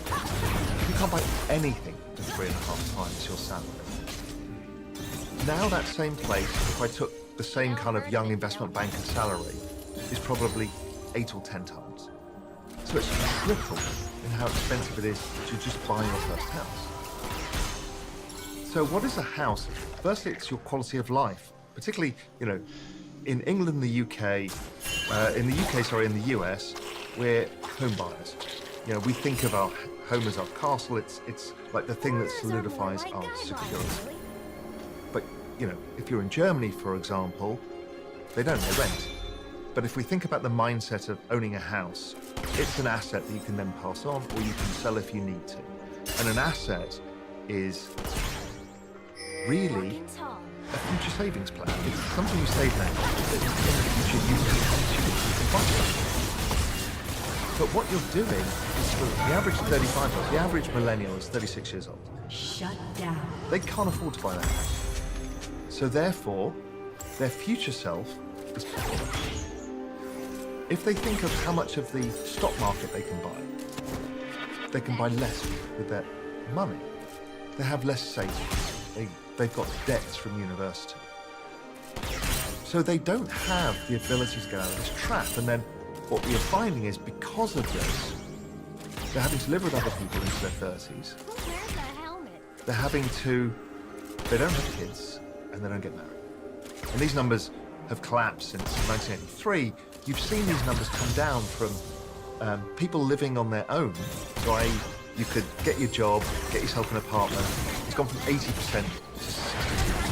You're seeing the marriage rate halve. You're seeing the home ownership rate go from 50% to 30%. And these are all expressions of the same problem, which is people know their future is fucked, and they can feel it. They have a sense of desperation. You see then the same cohort of kids in their 30s doing two jobs. That's not because they want to. Nobody wants to work 12-hour days, 7 days a week. It's because they have to. And their parents, the baby boomers, who are in their 70s and retiring, never had that. They were the richest generation the world had ever seen. So this is the first generation that won't be as rich as their parents. And that's a weird thing because we're all used to human progress, the American dream. If the American dream is, well, you'll never be as wealthy as your parents, and they were middle-class people and I'm now less well off than them, that's kind of fucked. So look, here's some stats about a 30-year-old today versus a 30-year-old in 1983. So a 30-year-old in 1983, 85% of them lived on their own. They could afford a house or an apartment to rent or to buy. Now, it's 64%. So people are having to live with other people. An enemy has been slain. Marriage rates, they've gone from 80% of 30-year-olds in 1983 married to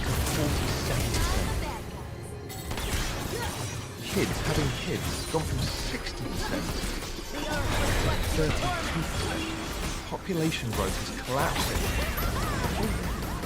And home ownership for a 30-year-old has gone from 50% to 50%. It just shows that dramatic change that's happened over the decades, and why each generation's found it more and more difficult to be like their parents. So I am 30 years old-ish. Yeah. I like to hang on to 30 for as long as I can. What advice would you give to someone like me that's my age, or maybe even younger, mid-20s, as to how to play the game over the coming years to make sure that I don't find myself in a position where I have to work 2 jobs, I'm poor, I don't have assets, I don't have anything to show for it. Like if you take it right back to being like maybe, let's say, a 20-year-old or 25-year-old, how do you play the game? When I think about this, I'm thinking like wealth creation, how to then preserve my wealth. Like, what's the game? So, the first part of the game, without income, you don't have the cash to do the other things, to invest or to look for opportunities. So first thing is income. But even that's changing in how we earn incomes these days. It used to be you go and work for a big firm, you get paid, you get the benefit. That's all going and nobody wants to do it. So you kind of end up having to be an entrepreneur, work 2 or 3 different things. The point being, if you're 20s, do all of that. Work day and night. Really do as many things, learn as much as you can, fail as often as possible. What about work-life balance in your 20s? Because that's the time to put in the hard work. Your work-life balance actually comes out later.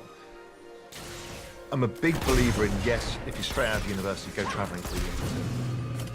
That A, gets rid of the pent-up need, but also gives you a much broader perspective on the world than any kind of single thing that you can do in your life. After that, you get your head down and get your head down to the Okay, so when you say get my head down, I'm guessing one of the most important things in that season of your life is knowledge acquisition. Yeah. And then if that's true, then the next question is what type of knowledge should I be acquiring to set myself up for wealth in the future? Because I could go apply knowledge of, how to clean a toilet or how to be a gardener. But what is the most high returning knowledge? For me, it is firstly be an expert on something. Okay. And then a generalist on as much as possible. Right, be that expert because somebody will pay you for that, at least for the time being. And we'll talk about how the world may change in the future. But for the time being, if you're an expert in whatever it may be, whether it's driving a taxi or whether it's a computer scientist, doesn't matter. Being an expert. Compete with yourself day and night to be the best that you can. So at least it's going to give you the chance. Okay, so just to drill down on that before we continue to move forward. How does one become an expert? Like, what are the how do I have to show up to become an expert? You're an expert on many things. Okay, so this to me is, there's a trick that I learned, and it's called manifesting. And what you do is what I've always done my whole life, is I envisage myself 5 or 10 years in the future. What do I want to do? And you look around you and say, okay, what are the things that I want to have that future vision of myself? As opposed to the 30, 40-year path. It's too difficult. Give it 5 years. Where do I want to be in 5 years? Okay, and you look around that future world and you think, okay, well, how would I got here? You know, if I've built a business cleaning windows and I've got 20 people working for me, well, how did I get there? Well, I would have had to have figured out, okay, how do I make this scale? How do I employ people? How do I train them to have the right standards? All of that. You ask yourself your question of what that success looks like.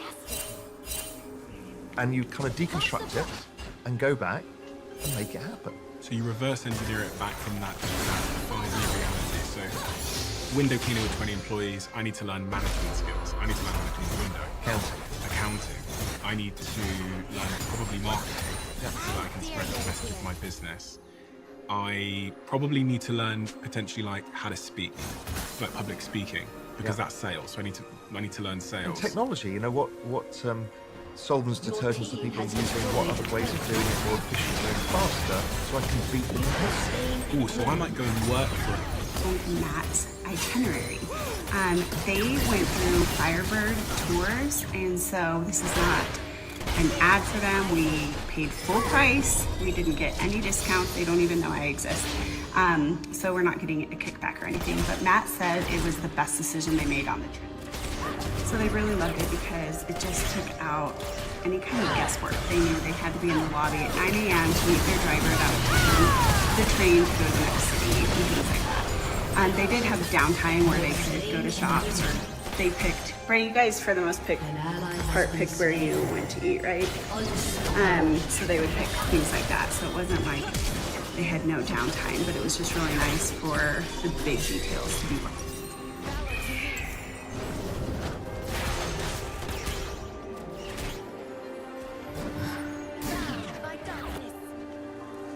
Actors, we can make you believe we know what we're doing, when in fact, we do not. Whoops, I have no idea what these buttons do. I've never driven a stick in my life, but my heart is full yet! Because I have no idea what I'm doing. But GoDaddy Aero does, using AI to build a logo, website, and social content. The Walton Goggins goggle glasses. Because if your goggles ain't Goggins, they don't belong on your noggins. With GoDaddy Aero, it's like you know what you're doing. Nothing like overkill.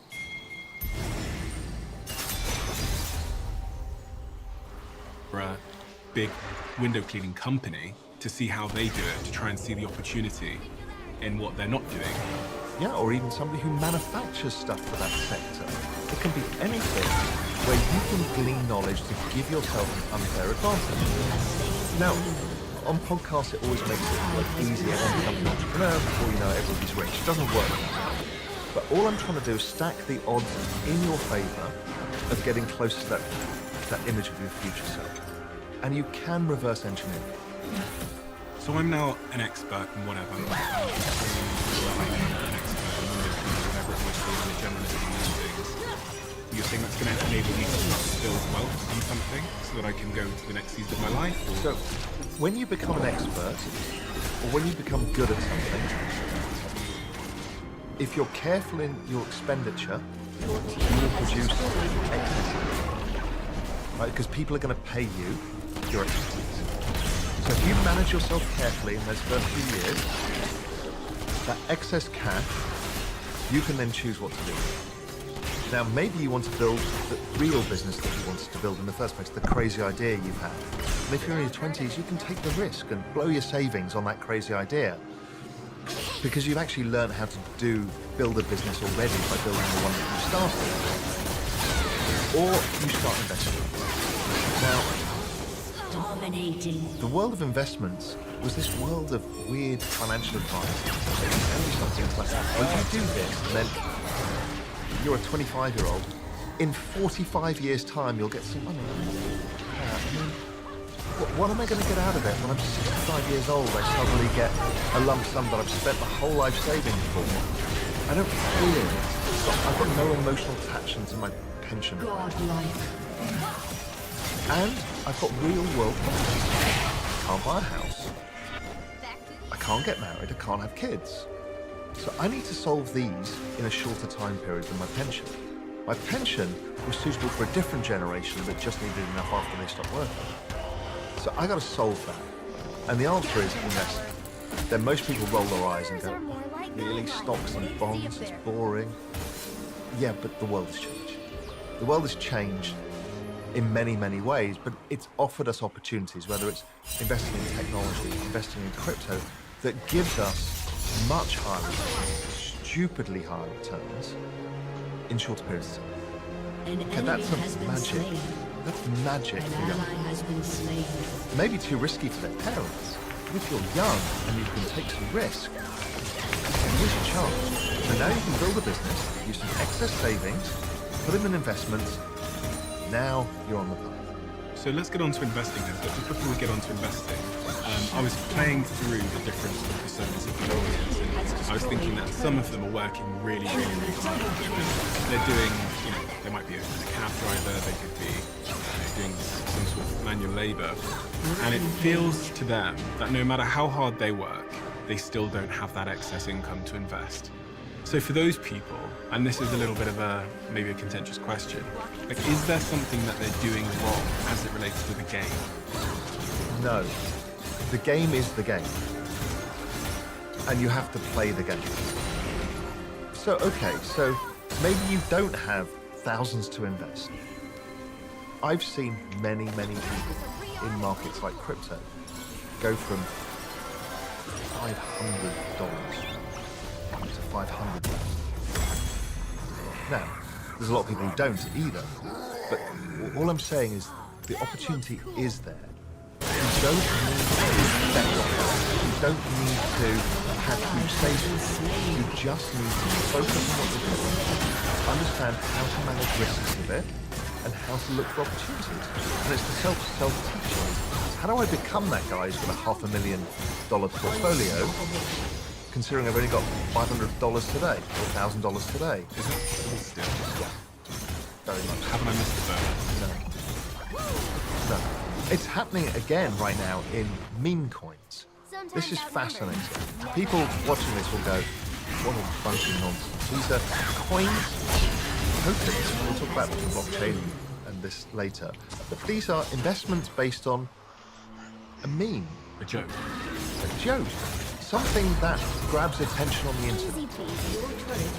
And you can bet on those. Well, what is that? That's about betting on attention itself. If you think about a business like Facebook or Google or any of these, Twitter, they're all based on attention. And now we can bet on attention. Do people find that funny? Are they going to find it funny in 6 months' time or 6 weeks' time? And we can bet on this stuff. Okay, this is the super speculative end, but it's also very cultural. It's not about investment bankers. It's not about gatekeepers. It's about you pitting yourselves thinking, is this going to catch on viral? If it is it going to grow big? Now, some of them might do thousands in 6 months. Now, 99% go to zero. But all I'm saying is returns are there. And then you've got different levels of return. If we look at Bitcoin, well, actually, let's compare it. The S&P 500. The S&P 500. That's the US stock market. It's the broadest measure of stock market. You can buy shares in it. Now, that grows at about 11%. So let's imagine you've got your $1,000. Well, 11% of the year, it's going to take you a fucking long time to make any money. So it is not worth your time. financial advisors will say, yes, you must do this, start now. I'm like, yeah, I'm sorry, it's just not going to change your life. Okay, then we go to technology stocks. NASDAQ does about 18% a year. Okay, that's starting to add up because these numbers compound up. It goes from 1,000 to 1,200, and then, it's another 20% on top of that, 20%. These numbers add up fast.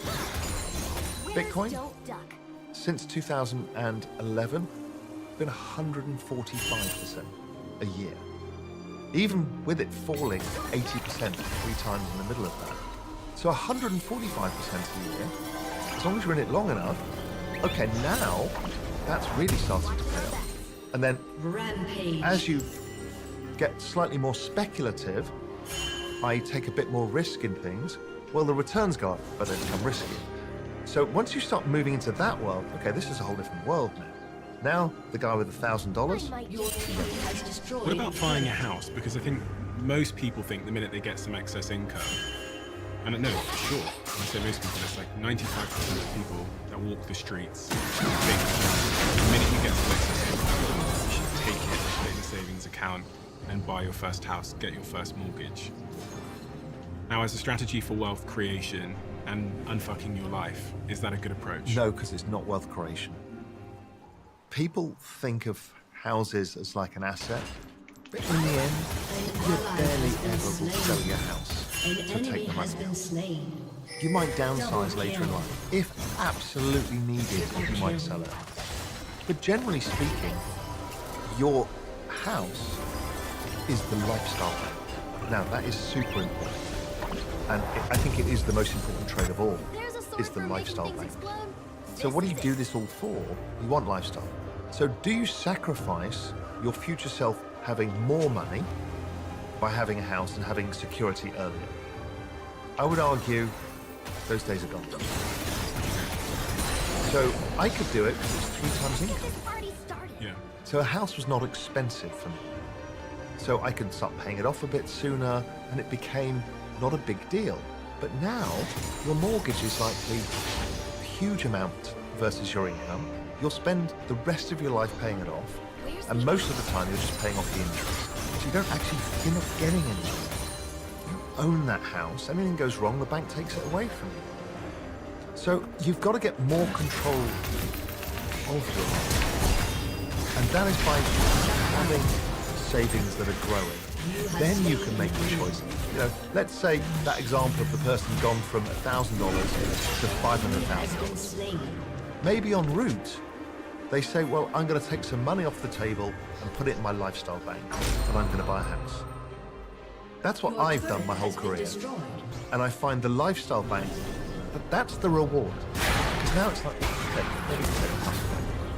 So if I'm trying to build wealth, buying a house is not a good idea.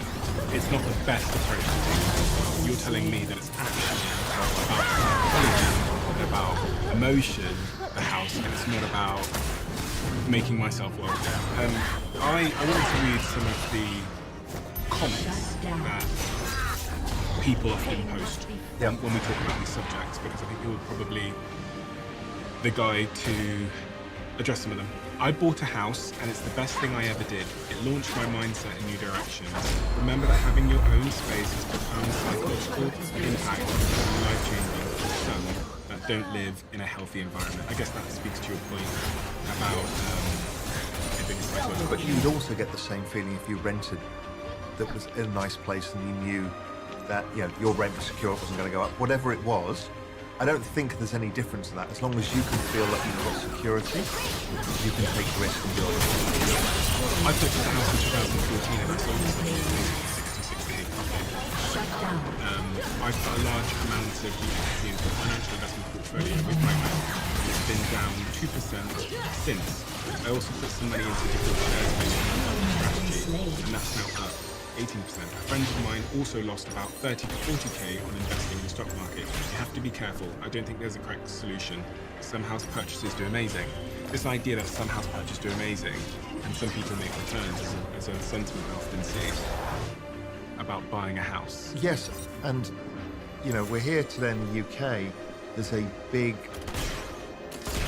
idea about buying 2 or 3 houses, getting a mortgage, renting them out, using the cash flow to pay for the other one.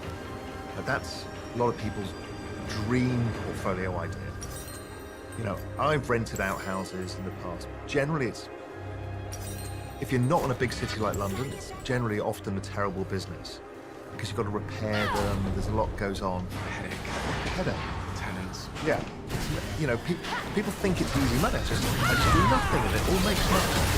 But there's no and there's risk, right? Because that little pyramid of mortgages, all backed by your income to be able to pay the mortgage on the first one. If you lose your job, what happens? Then it becomes problematic because if you're losing your job, maybe the economy is slow and other people are losing their job, and suddenly before you know it, none of these mortgages are getting paid. And guess what? You don't own any of this stuff. Houses are not safe investments. They feel safe because the price is not on the screen, it's not on CNBC. But they're illiquid, which means that often sometimes something happens in that equation. Either the price goes down or your ability to pay that mortgage goes, and then the whole thing collapses in seconds. And 2008 was that double. Everyone lost their jobs, so they couldn't pay the mortgage, and the house prices collapsed. And so I don't think houses are the panacea. They're not the perfect answer. Yes, they can be. Real estate is a decent opportunity. And we'll talk about debasement and currency and how that all works. And real estate is okay. It's certainly not the best.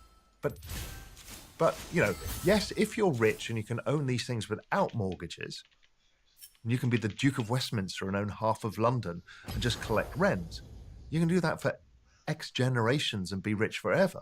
I get it. But most of us don't get into that situation. My brother, who has been an investment banker for about 10 years, now works in my company and my fund, he said to me when I was young, when it comes to creating wealth, what you want to do is focus on games that very few people can play, but you have a unique advantage in. Because everyone can buy a house, so you should assume that the returns from doing it aren't going to be amazing.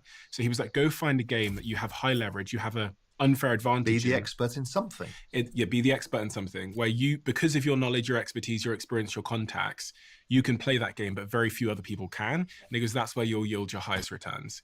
And I always thought about that, just very logically thinking, if everyone can play the game, don't play that game if you're expecting high returns, because the returns are going to be very low. And I'd say the first game everyone plays when they get a bit of income is buy a house. So logically you can go, okay, that's not going to yield me the best returns unless I get lucky. Unless I get exceptionally lucky and I buy some barn in an area and then they build a bloody Whole Foods next door and it becomes the center of the world.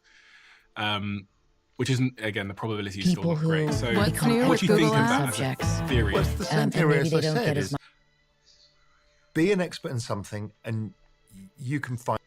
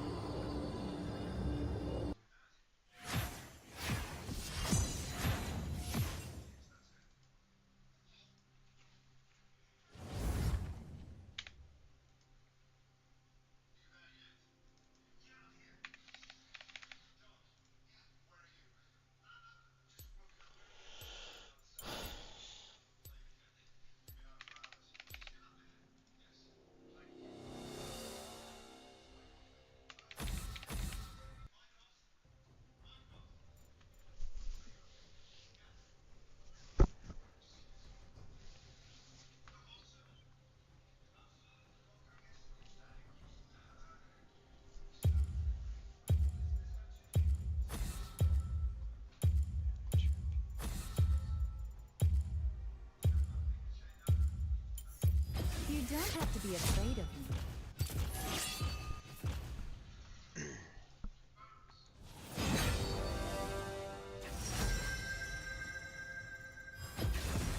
Once a vandal gunner, always.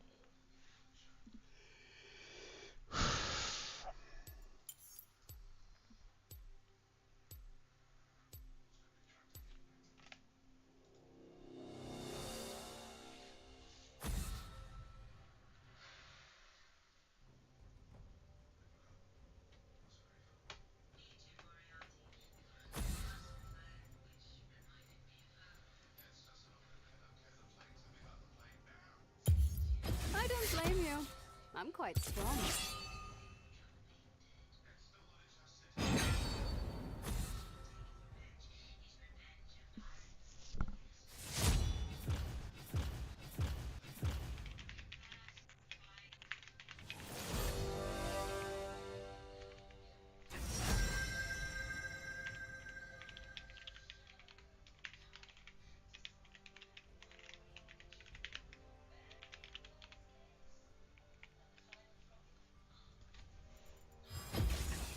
Once a vandal gunner, always a vandal gunner.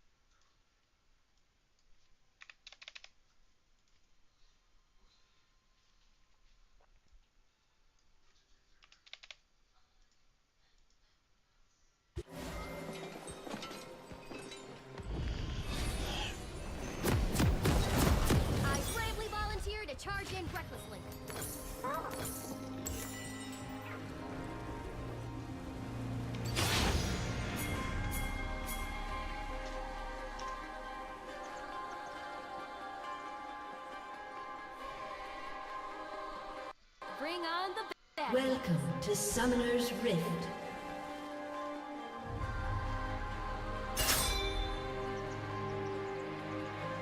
"30 seconds until minions spawn. Winners don't duck. Executed.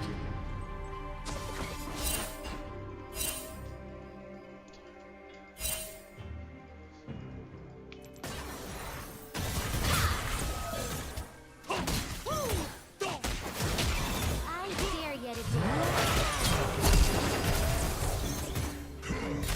Minions have spawned. Old One. Eldritch Master. The waters wilt run red in thy name. Let me get in there.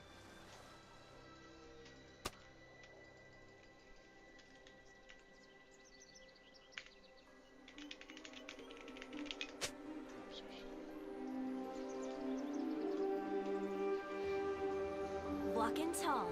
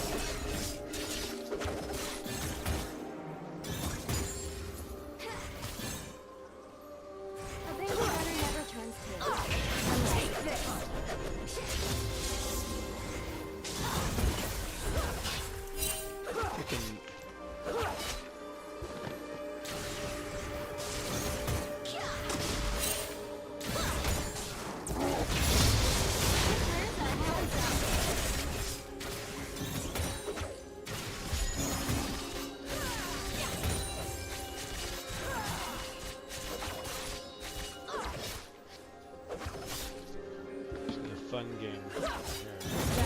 Fireworks?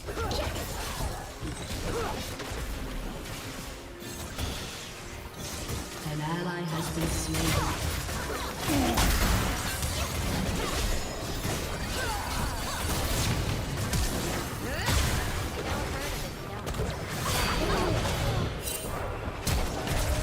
I do. So Gotta get back out there.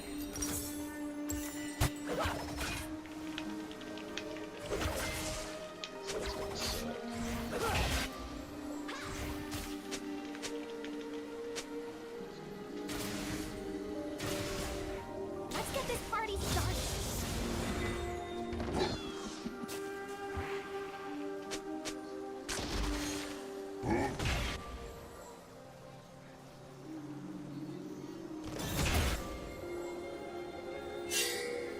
I just need a point in the right direction.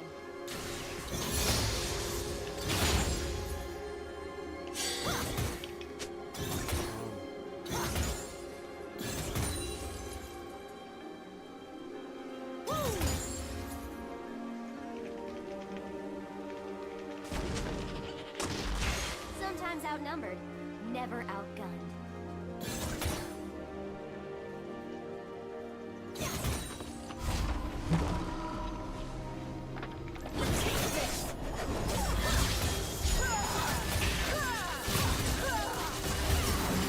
Where's the action? Fall back.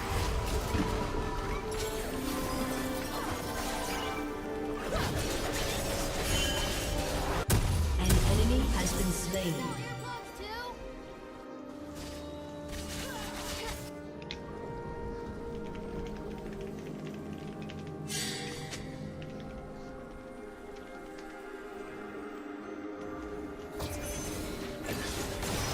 Easy peasy.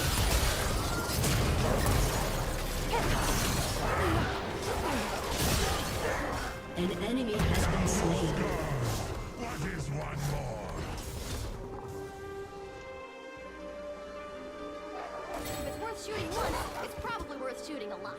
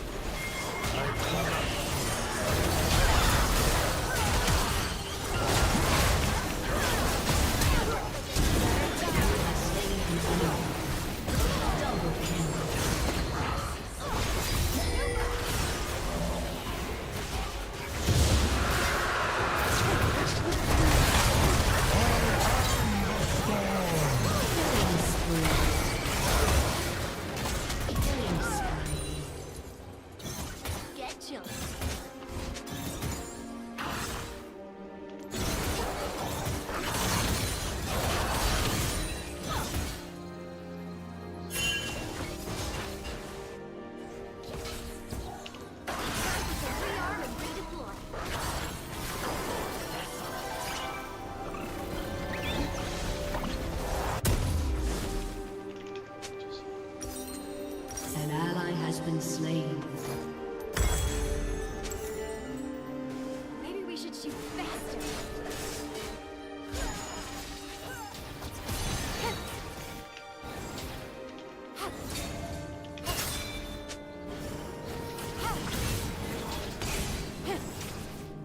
Rampage.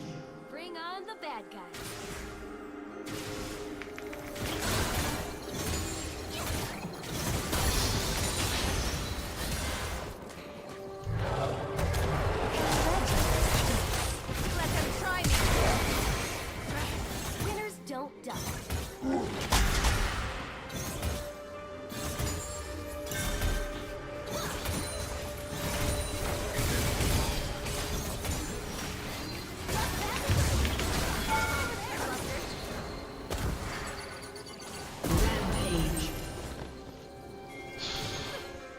Fodder.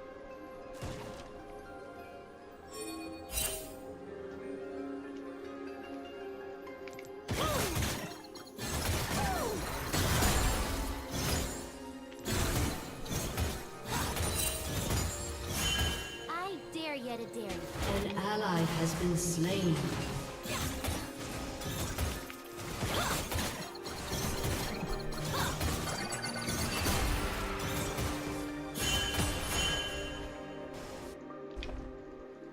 Let me get in there.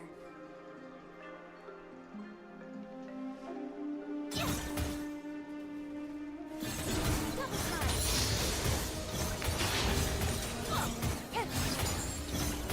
Watch out. Walking tall. Woo!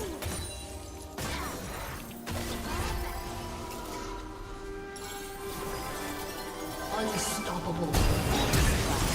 Double kill. An ally has been slain. That looks cool.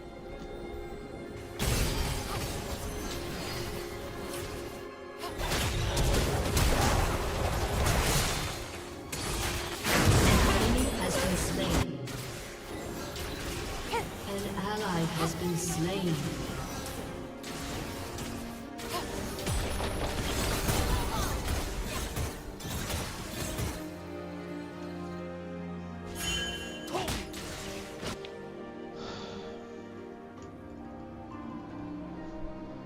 A Vandal Gunner never turns tail, unless it's to taunt you.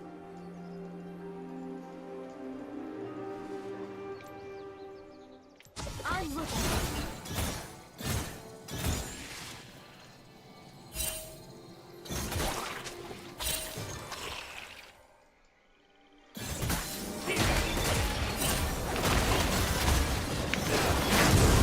Rejoin the wrong army. I rise.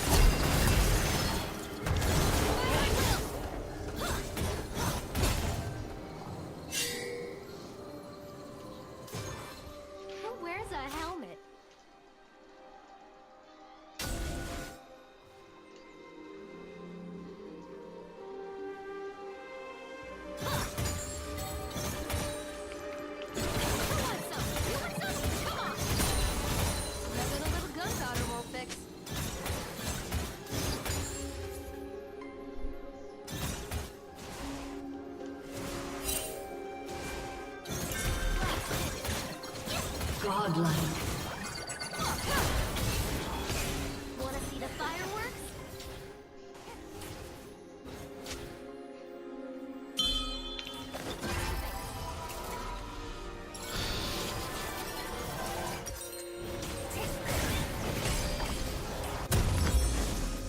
Ooh, I like the look of this, baby.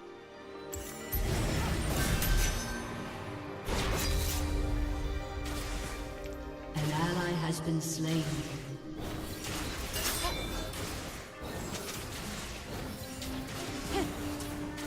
You don't hurt him if you don't hit him.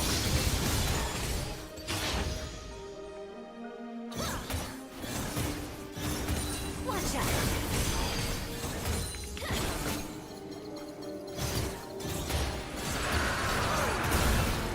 Let's get this party started.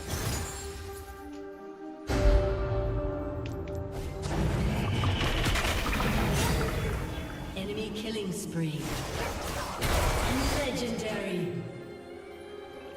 Time to rearm and redeploy.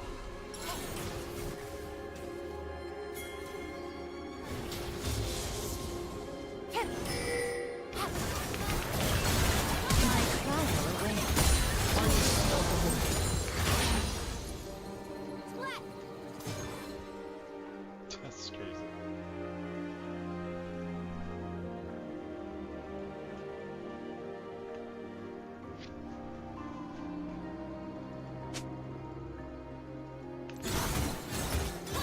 I just need a point in the right direction.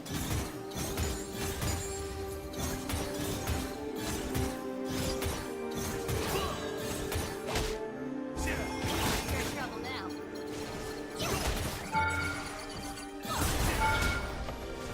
Sometimes outnumbered. Legendary.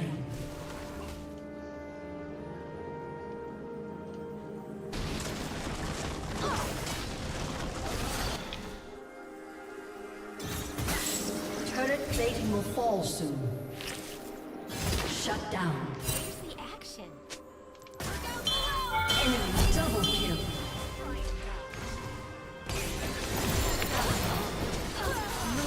Chaos.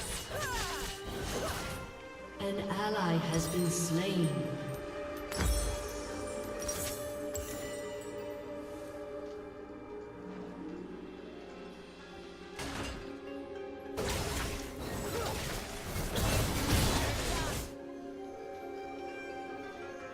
Your turret has been destroyed. Back to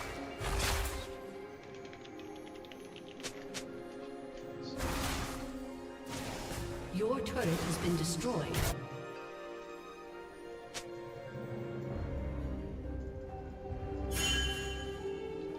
easy peasy.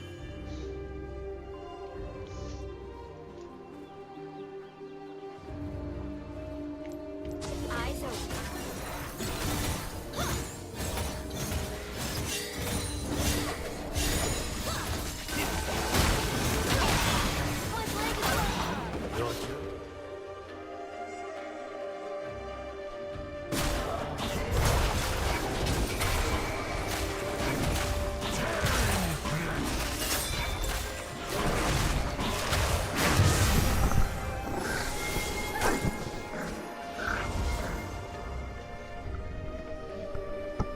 Figured you could already say goodnight or something. I don't know.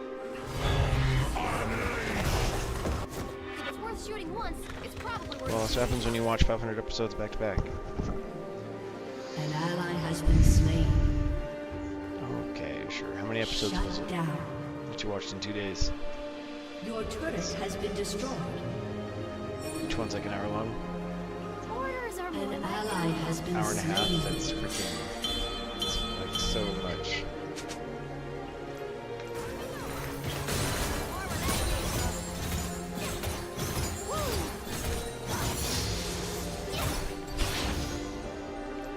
Okay. I like this dropping.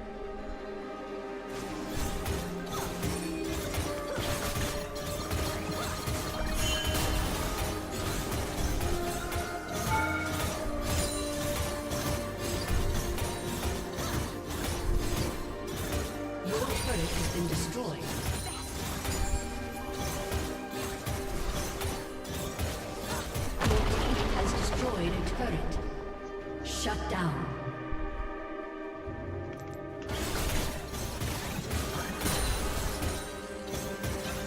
I'm going in.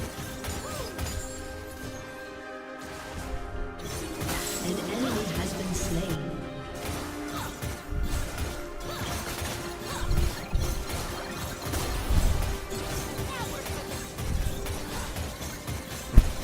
Your team has destroyed the turret.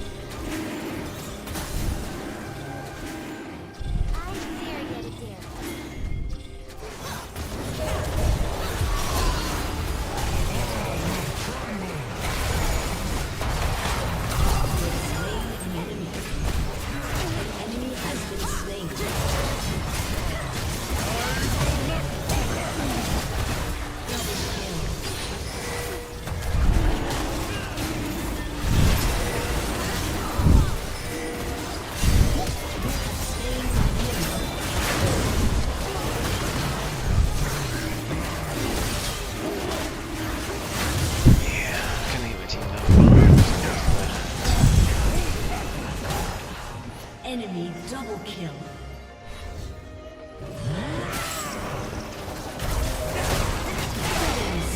Oh, this support's just a freaking moron. Absolute freaking awful. But that's okay. I mean, to be fair, it's like super freaking dumpster elo, so.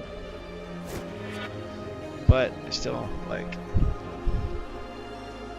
I like people to try.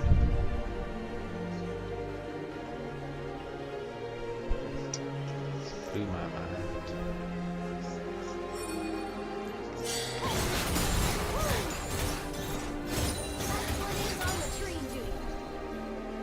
It's alright. I'm married an assassin.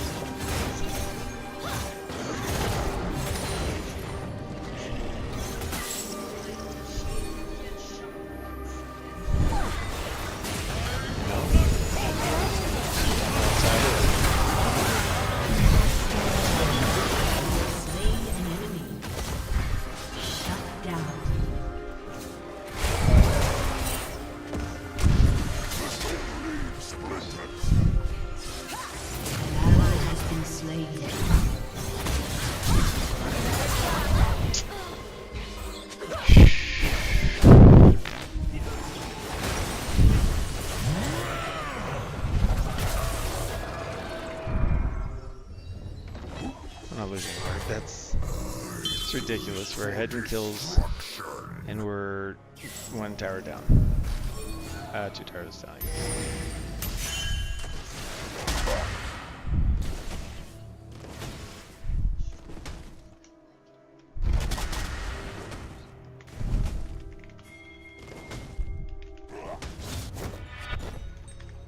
Walking tall.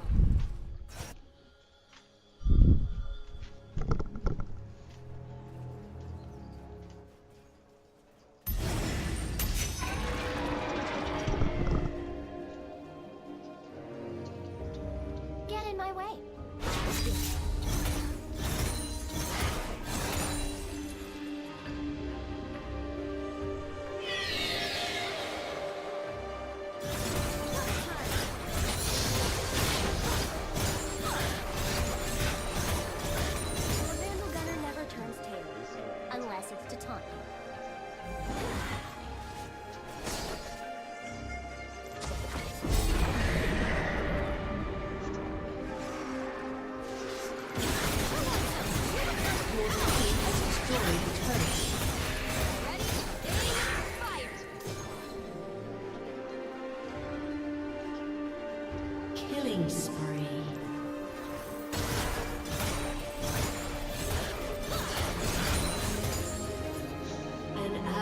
has been slain. Where's a helmet? Take this!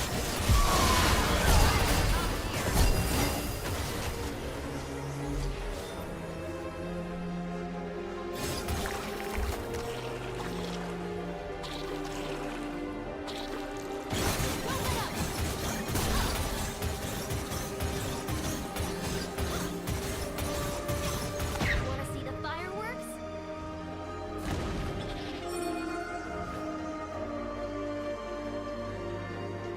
Your team has destroyed a turret.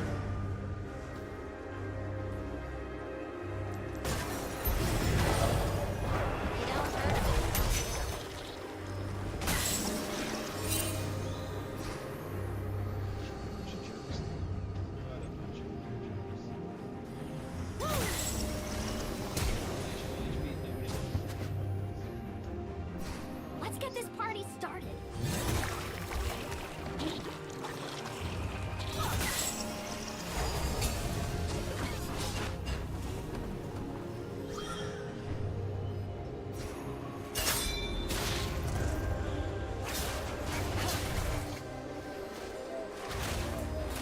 I just need a point in the right direction. An enemy has been slain.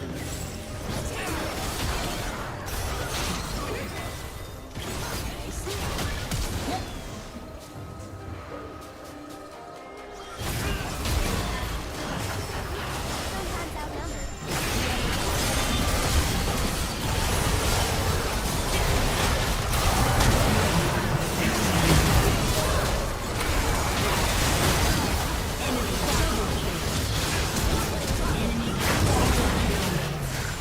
Enemy pentakill. Ace.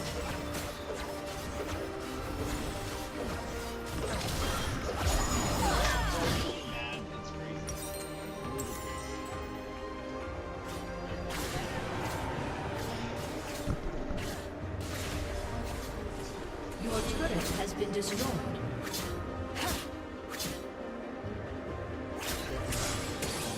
Your turret has been destroyed. Your inhibitor has been destroyed.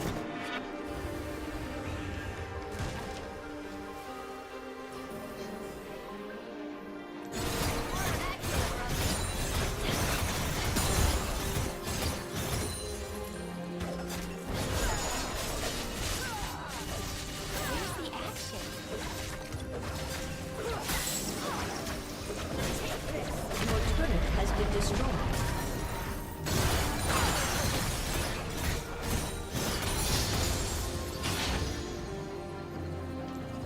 Easy peasy.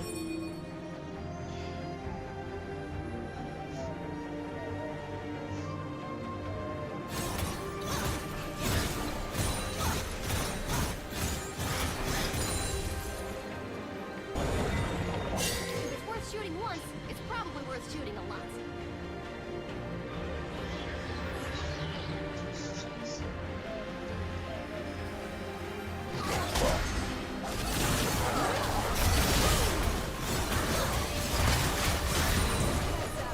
Orders are more like guidelines, Louis. Patient as a tree.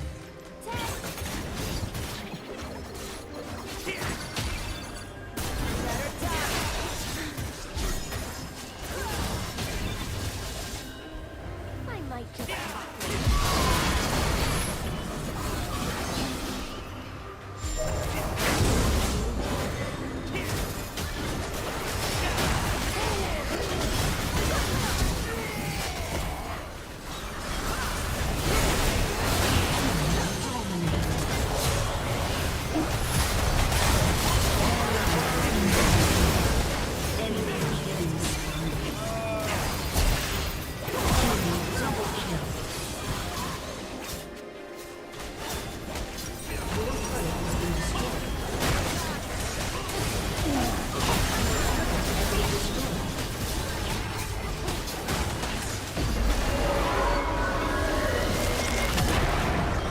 Defeat. All freaking games. He's just not even connected. Seriously, would have been better if he did leave the game. Because then if it was a bot, it would. Well, I asked him. I told him. I said, "Can you at least?" I didn't. At first, I wasn't talking trash. I just said, "Can you just go roam somewhere else? Because like I can't farm with you because you're just freaking getting me killed. So, just go roam."